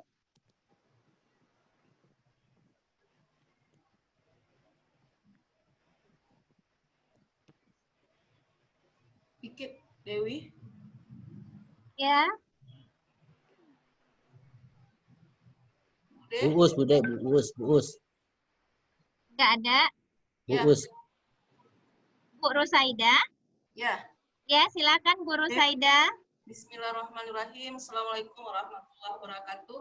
Waalaikumsalam warahmatullahi wabarakatuh. Bapak Dekan, Ibu Kaprodi, Bapak Ibu narasumber yang ganteng dan cantik pada sore hari ini. Tetap semangat. Saya mohon maaf telat tadi ya, Pak Dekan. Sehingga saya ketinggalan dari pemateri yang pertama. Jadi saya ingin yang pertama, boleh mengomentari lagi pemateri pertama, Bu De? Boleh, boleh. Boleh. Silakan aja boleh. Oke. Bu Sofi, nah itu tadi kan tentang fikih perbankan. Gratis. Kita berharap dengan adanya fikih perbankan ini kan bagaimana penerapan fikih muamalah itu di perbankan syariah kan gitu. Jadi kita menginginkan bagaimana fikih perbankan ini berbeda dengan fikih muamalah yang ada. Jadi ada perbedaan yang tajam, yang signifikan antara fikih muamalah dengan fikih perbankan. Nah, ini kita inginkan begitu. Jadi jangan terjebak kita nanti bahwa fikih perbankan itu masih konsep fikih muamalah. Jadi memang di fikih perbankan ini bagaimana terlihat nanti betul dari segi aplikasi-aplikasi fikih muamalah itu di perbankan syariah itu kelihatan jelas. Nah, itu formulasi fikih muamalah di perbankan syariah kan itu yang mau kita kejar atau yang mau kita rumuskan di fikih perbankan. Memang sebelumnya barangkali itu lebih ke fikih kontemporer ya, Bu Sofia. Kalau dulu namanya kontemporer, muamalah kontemporer gitu ya. Nah, jadi kita melihat dari apa yang dialami mahasiswa, kita bimbingan dengan persoalan-persoalan perbankan ini, banyak mereka yang kurang paham ya, seperti akad-akad yang ada di perbankan, kemudian penerapan fatwa-fatwa yang ada di fatwa DSN MUI. Jadi kalau ada ya fatwa itu ya kita ingin melihat aplikasi fatwa DSN MUI itu bagaimana di perbankan syariah. Nah, itu yang akan kita munculkan, yang kita kuatkan. Nah, ini seperti multi akad gitu ya. Multi akad ini memang sering keliru mahasiswa ketika di fatwa DSN MUI sangat berbeda dengan apa yang di lapangan. Nah, multi akad ya, seperti akad multi akad itu kan ada akad murabahah dengan akad wakalah. Kalau dalam penerapannya itu di perbankan syariah itu langsung multi akad itu sekaligus. Nah, sementara yang harus didahulukan kan akad wakalah baru akad murabahah. Nah, ini bagaimana yang sebenarnya? Jadi kita inginkan dengan fikih perbankan ini sehingga tidak terjadi lagi pemahaman yang keliru terhadap perbankan syariah. Jelas perbedaannya dengan perbankan konvensional. Nah, itu kita harapkan dari fikih perbankan. Saya usulkan juga ada di dalamnya itu sejarah perbankan syariah. Itu belum ada tadi nampak sejarah perbankan syariah. Kalau bisa itu ada. Nah, itu kita lihat yang masa-masa dahulu dalam sejarah itu sudah ada dalam hal penerapan perbankan syariah di dunia Islam. Itu yang pertama kepada Ibu Sofia Rida, ya. Kemudian yang kedua masukan untuk Bapak Raymond Dantes, luar biasa dalam hal rencana pembelajaran semesternya dalam mata kuliah analisis investasi prinsip syariah, berdasarkan prinsip syariah ya Pak? Ya, analisis investasi syariah aja Bu. Analisis investasi syariah. Analisis investasi syariah. Ya, analisis investasi syariah ya Bu Deh. Nah ini kita lihat materinya kan cukup padat itu konsep-konsep semuanya. Ada praktek juga. Ya, saya mengusulkan memang sudah ada praktek karena di dalam itu nggak ada prakteknya. Kalau bisa 2 pertemuan terakhir, kalau soalnya ketika kita mengajar 1 kali pertemuan 2 SKS itu tidak susah untuk prakteknya. Kalau bisa ada 2 materi terakhir, ada praktek analisis investasi syariah sehingga anak-anak kita ini memang betul-betul teraplikasikan ilmu yang kita ajarkan gitu. Nah ini nanti kita mungkin usulan Pak Raymond dari dulu, saya juga sudah berusaha, kita menginginkan ada galeri investasi syariah sampai sekarang belum terwujud. Nah ini CC Pak Dekan bagaimana bisa nanti menjembatani untuk kedepannya ada galeri investasi syariah sehingga anak-anak kita bisa nanti di sana praktek gitu Pak Dekan. Ya. Nah ini sudah lama, udah kita perintis sampai sekarang belum terwujud. Nah mudah-mudahan ke depan ini akan terwujud Pak Raymond. Nah, pakar investasi syariah ini Pak Raymond nanti. Baik, demikian barangkali Bu Deh masukannya. Sukses kepada kedua narasumber. Demikian saja, terima kasih. Terima kasih pada Ibu Sofia Rida atas masukannya. Sangat Sofia Rida apa Sofia Rida? Kok Sofia Rida? Rusaida. Rusaida. Terima kasih kepada Ibu Rusaida yang telah memberikan masukan buat Bu Sofia Rida dan Pak Raymond Tazil atas kesempurnaan dan semuanya itu untuk prodi kita di S1 Perbankan. Barangkali yang tadi terakhir itu benar sekali ya Pak Raymond, praktek. Mungkin kalau nggak bisa kita bawa aja melihat bagaimana praktek yang ada di lapangan itu seperti perusahaan-perusahaan yang sudah menggunakan di sini yang seperti Sinarma Sekuritas yang sudah dalam melaksanakan kegiatan itu ya Pak Raymond ya, aplikasi dari teorinya. Nah, kemudian memang sudah lama kita ingin membuat galeri ya Bu Rusaida ya, tapi sampai sekarang belum terwujud. Mudah-mudahan setelah COVID-19 ini berakhir, apa yang kita inginkan karena korelasinya sangat dekat sekali dengan perbankan sehat, khususnya dengan prodi kita ini. Nah, itu memang harus ada perwujudannya. Jadi sehingga mahasiswa kita itu memang betul-betul merasakan mata kuliah ini memang nampak aplikasinya itu ada. Nah, jadi sehingga lebih memudahkan ketika dia tamat nanti. Nah, bagaimana dia mempraktekkan ilmunya yang secara teori dan praktiknya dia telah mendapatkan seperti itu. Kira-kira bagi Bapak Ibu peserta diskusi yang lain ada memberikan masukan? Boleh saya, Bu Dewi? Boleh, Bu Sofi, silakan. Terima kasih, Bu Dewi. Menanggapi RPS Pak Raymond tadi ya. Ya. Mungkin kalau kita telaah RPS-nya ini bagus ya, karena ini memberikan nuansa baru untuk mata kuliah. Ya, nuansa baru untuk mata kuliah di perbankan syariah. Ya, coba saya lihat enggak terlalu padat itu ya materinya? Terlalu padat. Agak padat sedikit materinya. Sementara mahasiswa ini kan baru baru ini mungkin dari segi penyampaiannya kali nanti pembelajaran di kuliah di lokal. Ya kalau saya lihat memang agak banyak ya, mungkin terutama bagi kita yang kalau bagi Pak Raymond mungkin tidak terasa banyak karena Pak Raymond udah di kepalanya semuanya gitu kan. Bagi kita banyak sekali gitu yang harus dipelajari, banyak sekali yang harus dipahami. Sehingga mungkin kita lihat juga kemampuan mahasiswa kita mungkin agak dipres sedikit ya kalau menurut saya, tapi itu kan Pak Raymond yang tahu ya seperti apa.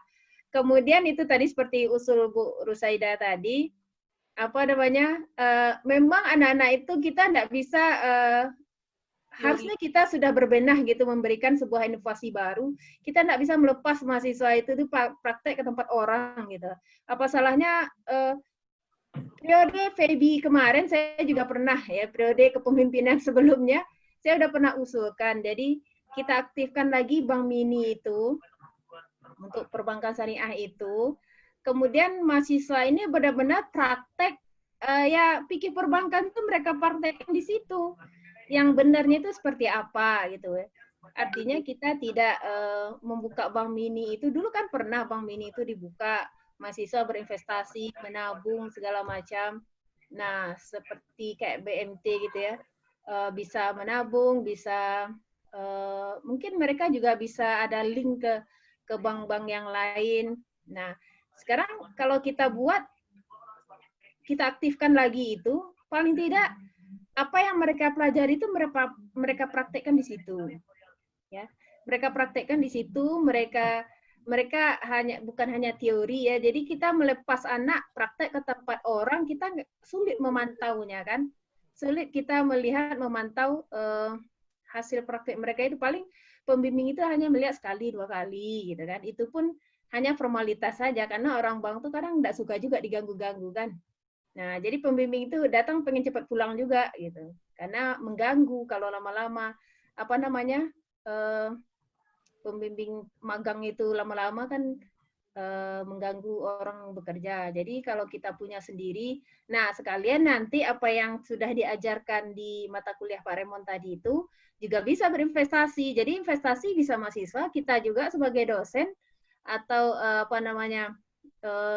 pegawai-pegawai di kampus, semuanya juga bisa kita tampung investasi itu. Jadi kita belajar, mahasiswa belajar, dosen juga belajar berinvestasi. Mungkin kita untuk saat pertama tidak memikirkan untung ruginya dulu, tapi kita mengaplikasikan apa yang dipelajari di lokal, apa yang dipelajari dari silabus-silabus yang sudah kita rancang gitu. Mungkin itu usulnya seperti itu ya Pak Dekan. Pak Dekan itu yang harus ini sama Bu Wadek juga ya. Insya Allah. Kemarin gini Bu Sofi, ya. kita kemarin mau langsung datang ke itu cuma COVID ini kan, langsung lagi meloyo lagi kita. Enggak jadi. Insya Allah. Ya kalau ini, kita lihat di mana-mana, memang kita lihat di YIN mana di UIN itu dia punya investasi corner, galeri ya, atau apalah namanya. Galeri, ya semuanya. Makanya kemarin tuh kita aja kayaknya yang belum ya. Ya Insya Allah lah. Doain aja lah. Bu Sofiarida. Ya. Kalau mau belajar juga bisa sekarang aplikasi Tokopedia, Bukalapak juga buka itu. Saya sudah coba itu nanam saham di pasar uang lewat Bukalapak. Jadi sambil menunggu galeri investasi syariah, kalau kita mau belajar juga bisa. Dan memang keuntungannya luar biasa. Sangat berbeda dengan deposito, apalagi menabung. Dalam waktu 1 bulan saja, saya sudah dapat hampir 2% keuntungan di pasar uang. Nah, jadi banyak pitisu tuh. Jadi dengan kecil-kecilan banyak dulu. pitisu gini. Dan ini bisa diarahkan. Harganya pun murah. 1 lembar itu bisa dihargai Rp1.000. Nah, untuk yang syariah. Jadi saya sudah coba di Bukalapak, tapi setelah saya amati banyak komentar bagusnya di Tokopedia katanya. Tapi di Bukalapak juga alhamdulillah saya selama COVID kemarin coba-coba juga belajar di investasi itu, jadi menarik karena sudah 2% keuntungannya. Saya coba lihat dulu. Saya ada 2 saham. Coba buka Pak Zul, apanya Pak Zul? Saya lupa ini, mana ini? Di Reksadana Syariah Mandiri dan Bahana Mes Syariah. Nah, jadi bisa. Udah 500 juta uang itu ya. 500 juta. Jadi menarik gitu. Ya walaupun sedikit-sedikit, tapi kan nanti minimal sebagai dosen perbankan ataupun dosen lembaga keuangan kita sudah mencoba untuk belajar. Ya, minimal kita sebagai dosennya harus tahu itu. Ya, jadi. Pak Remon belum ya? Udah, saya udah. Jadi tanpa harus menunggu galeri investasi syariah, kita sudah bisa mulai belajar. Nanti kan kalau memang pun ada galeri investasi syariahnya, lebih baik lagi. Nah, terkait labor Bank Mini, periode sebelumnya juga sudah memperjuangkan. Saya sebagai dosen labor Bank Mini waktu itu juga sudah berapa kali diminta data oleh rektorat. Jadi ya sampai periode sekarang. Jadi periode sebelumnya juga memperjuangkan bagaimana memang FEBI punya labor yang layak, termasuk galeri investasi syariah. Jadi memang ini memang perjuangan bersama dan mudah-mudahan karena memang berhubung labornya sudah ada, kita permanen untuk semua fakultas, mudah-mudahan memang galeri investasi syariah dan labor Bank Mini dan labor-labor yang lainnya juga kita miliki. Sehingga memang itu tadi betul yang disampaikan Pak Remon tadi, kita dosennya dulu yang mempraktekkan. Ya mungkin itu sedikit tambahan dari saya, Bu. Iya, terima kasih Pak Zuardi atas sharingnya, sudah mempraktekkan. Mudah-mudahan nanti kita juga akan undang Pak Zu juga ya untuk sesi berikutnya ya, untuk sesi berikutnya sumber investasi. Bu Dewi boleh menambahkan, menanggapi sebentar? Boleh, silakan Pak Rey. Nah, ini closing statement mungkin ya. Iya. Terima kasih atas masukan-masukannya semua mengenai RPS itu. Memang itu kan pengalaman pertama, mungkin bisa seperti katakan Bu Rusaida tadi, praktek ya, dipraktek di akhir bisa juga, atau kita sambil materi itu langsung praktek setelahnya. Pas tiap pertemuan itu ada praktek di akhir pembelajaran. Dan mereka tugas mandirinya nanti di rumah itu praktek itu, mempraktekkan, dikasih soal mereka mempraktekannya di rumah dan dikumpulkan nanti gitu. Itu bisa juga jalan lainnya, karena keterbatasan waktu di lokal, kita jalani dengan prakteknya itu dengan memberikan soal pada mereka, itu bisa juga. Kemudian mengenai kepadatan materi, ini juga pemikiran saya, masukan dari Bu Sofia Rida. Ini karena materi analisis investasi syariah ini berkaitan dengan mata kuliah pasar modal syariah, mungkin yang sudah dibahas di pasar modal syariah, tidak usah lagi dibahas di analisis investasi syariah. Mungkin begitu caranya untuk mengurangi materi tersebut. Jadi Iya, langsung SKS-nya saja karena ke 2 SKS nih Pak Iya. Remon ya. Iya, 2 langsung SKS. teori, 2 SKS. Iya. praktek. Nah, jadi yang intinya saja nanti. Maksudnya langsung ke teori portofolio Markowitz misalnya, atau analisis teknikal fundamental saham. Iya, barangkali ke saham langsung. syariah, kemudian suku Ya. obligasi syariah. Nah, itu barangkali lebih Ya, fokusnya Pak Remon ya. langsung kepada produk-produk investasinya itu. Ah, Nah, iya, kemudian mengenai galeri investasi syariah, itu kayaknya sekarang itu di FEBI. Apalagi sekarang kan jargon Mendikbud itu kampus merdeka, merdeka belajar. Nah, mahasiswa nanti akan merdeka belajar di galeri investasi itu. Mereka sudah dikasih sarana, mereka nanti bisa belajar di galeri investasi syariah. Nah, kemudian apalagi institusi kita akan akreditasi kan. Kalau mau akreditasinya A, unggul, seluruh fasilitas untuk mahasiswa itu harus lengkap mestinya. Baik kita yang di FEBI ini masih banyak kekurangan fasilitasnya. Seperti tadi Bank Mini, kemudian galeri investasi syariah, dan juga sekarang yang lagi aktual di Jakarta, di Jawa, sekarang ada Bank Infak namanya. Bank Infak, ada Bank Wakaf. Nah, kalau kita FEBI itu menjadi pionir, pelopor mendirikan Bank Infak di Bukit Tinggi, atau mendirikan Bank Wakaf di Bukit Tinggi. Jadi ada 2 bank masalah ini sekarang, Bank Infak dan Bank Wakaf. Nah, gimana kita sama-sama kita berkolaborasi, berusaha mendirikan ini Bank Infak dan Bank Wakaf. Nah, seperti kasus yang kemarin itu ya Bu Nelmaya kebakaran. Nah, itu kalau seandainya sudah terkumpul uang dari Bank Infak, itu bisa langsung diserahkan kepada korban kebakaran itu. Itu gunanya Bank Infak itu. Jadi Bank Infak ini diberikan kepada duafa, terkena musibah dan sebagainya. Jadi orang berinfak ke bank tersebut, dan karena dia sudah berinfak, uang itu tidak milik dia lagi. Jadi bank ini yaitu berwenang dia untuk menyalurkan infak dari nasabah itu kepada yang berhak nantinya, yaitu orang fakir dan orang miskin misalnya. Nah, kalau bank wakaf itu uang yang terkumpul di bank tersebut nanti manfaatnya saja yang digunakan, pokoknya itu tinggal. Nah, itu contohnya ke bank wakaf. Misalnya uang yang di bank tersebut, bank wakaf itu kita depositokan ke Bank Mandiri Syariah, deposito syariah. Nanti setiap bulan misalnya kita depositokan 1 M, setiap bulan dapat 100 juta. Nah, 100 juta itu yang kita salurkan kepada yang berhak. Nah, itu contohnya bank wakaf. Nah, sekarang webinar-webinar kemarin tuh rame itu membahas tentang bank wakaf dengan bank infak. Nah, alangkah bagusnya kalau FEBI bikin terobosan juga di YIN. Gimana kalau kita bikin bank infak dan bank wakaf? Nah, itu mungkin masukan tambahan dari saya. Terima kasih. Silakan Bu De. Terima kasih Pak Remon. Ya, baik. Barangkali terakhir itu sudah di closing oleh Pak Remon tadi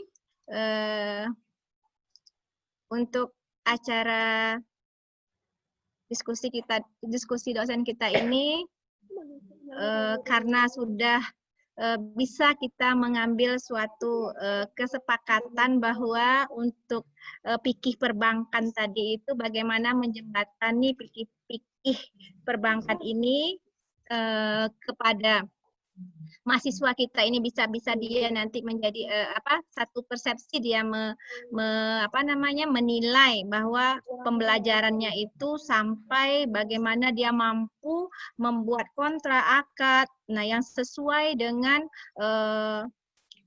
produk-produk yang ada di perbankan tersebut. Nah, itu untuk Bu Sofia Rida. Kemudian untuk Pak Raymond juga, karena ini 2 SKS, kita akan diskusikan kurikulum kita ini untuk selanjutnya, karena memang kalau seandainya 2 SKS itu tidak akan cukup materi itu dengan sepadat yang seperti ini. Barangkali nanti bisa disortir untuk analisis investasi lebih ke arah menganalisis, karena mata kuliahnya judulnya itu menganalisis investasi syariah. Berarti investasi syariah untuk yang pengantarnya kalau sudah ada di dalam mata kuliah di semester sebelumnya, barangkali di semester sebelumnya itu barangkali yang lebih ada pembahasannya di situ. Jadi sehingga ketika masuk di semester genap untuk mata kuliah analisis investasi ini bisa bersifat kelanjutannya aja lagi, tinggal menganalisis aja. Untuk hasil sudah dapat ketika di semester sebelumnya. Barangkali seperti itu nanti kan kita bicarakan bagaimana mempres RPS ini supaya bisa nanti cukup waktunya itu yang 2 SKS tadi. Ya Pak Raymond, ya nanti kita diskusikan. Baik, kita akhiri acara diskusi dosen kita ini. Terima kasih kami ucapkan kepada Bapak Ibu narasumber yang sudah meluangkan waktunya.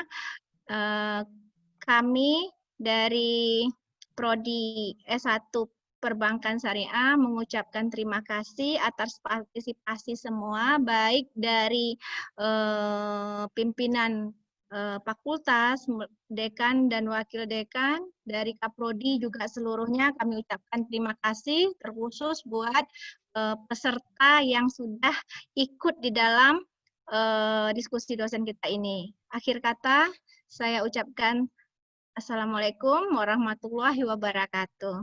Terima kasih, izin untuk Bude, kita foto dulu nih. Banyak tadi kan cuma 16 orang. Sekarang jadi kita lagi baik-baik. Ya, kita foto lagi. Zuari nggak ada tadi. Iya, ada lah, kita ada tadi Pak De. Baik, kita acara selanjutnya acara pemotretan. Acara pemotretan, baik. Mohon bisa ditampilkan seluruh foto-fotonya di layar. Dibuka videonya. Oh iya, tadi Pak Agung nggak ada. Assalamualaikum Pak Agung. Ya. Pak Agung. Pak Agung. Iya. Boleh Pak Agung padahal sebelahnya Bude itu. Pak Amsah mana Pak Amsah? Fotonya nanti dikirim Bude.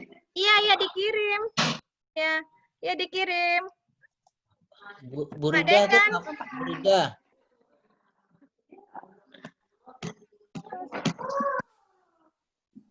Ya, cepat. Sebentar Bapak Ibu, jangan live dulu. Kita akan mengadakan pemotretan di akhir syuting kita ini. Kok nggak ada itu, mana? Yes. Udah, belum? Yes. Bu Dewi hilangkan apanya Bu Dewi? Latar Bu Dewi itu dihilangkan. Ya, silau. Nah, biar cantik kelihatan wajahnya. Kalau sekarang gerinya Oke, kita hilangkan fokus. Silau ya. Silau. Oke, sebentar.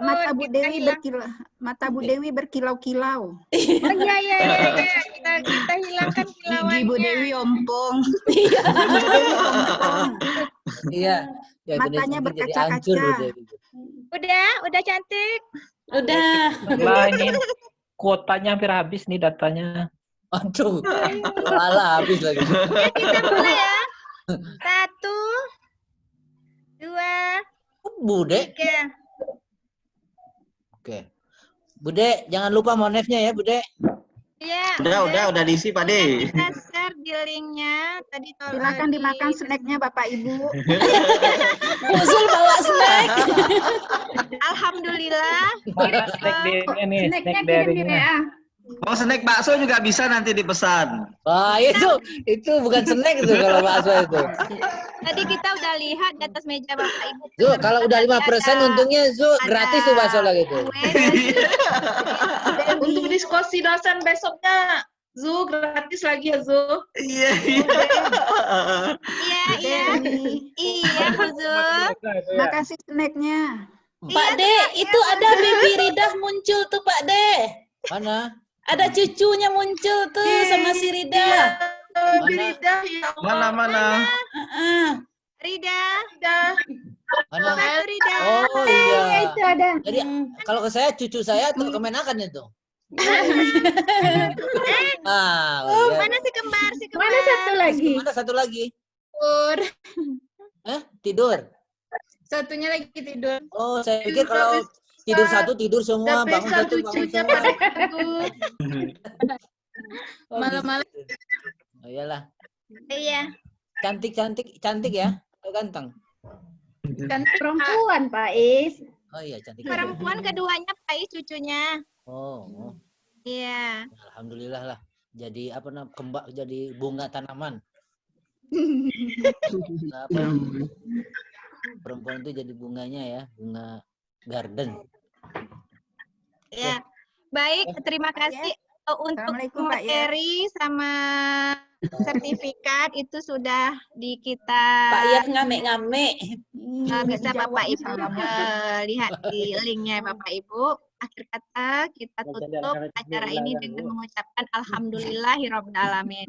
Sampai bisa live dari acara Zoom ini. Terima kasih. Assalamualaikum. Waalaikumsalam. Terima kasih snacknya. Waalaikumsalam warahmatullahi wabarakatuh.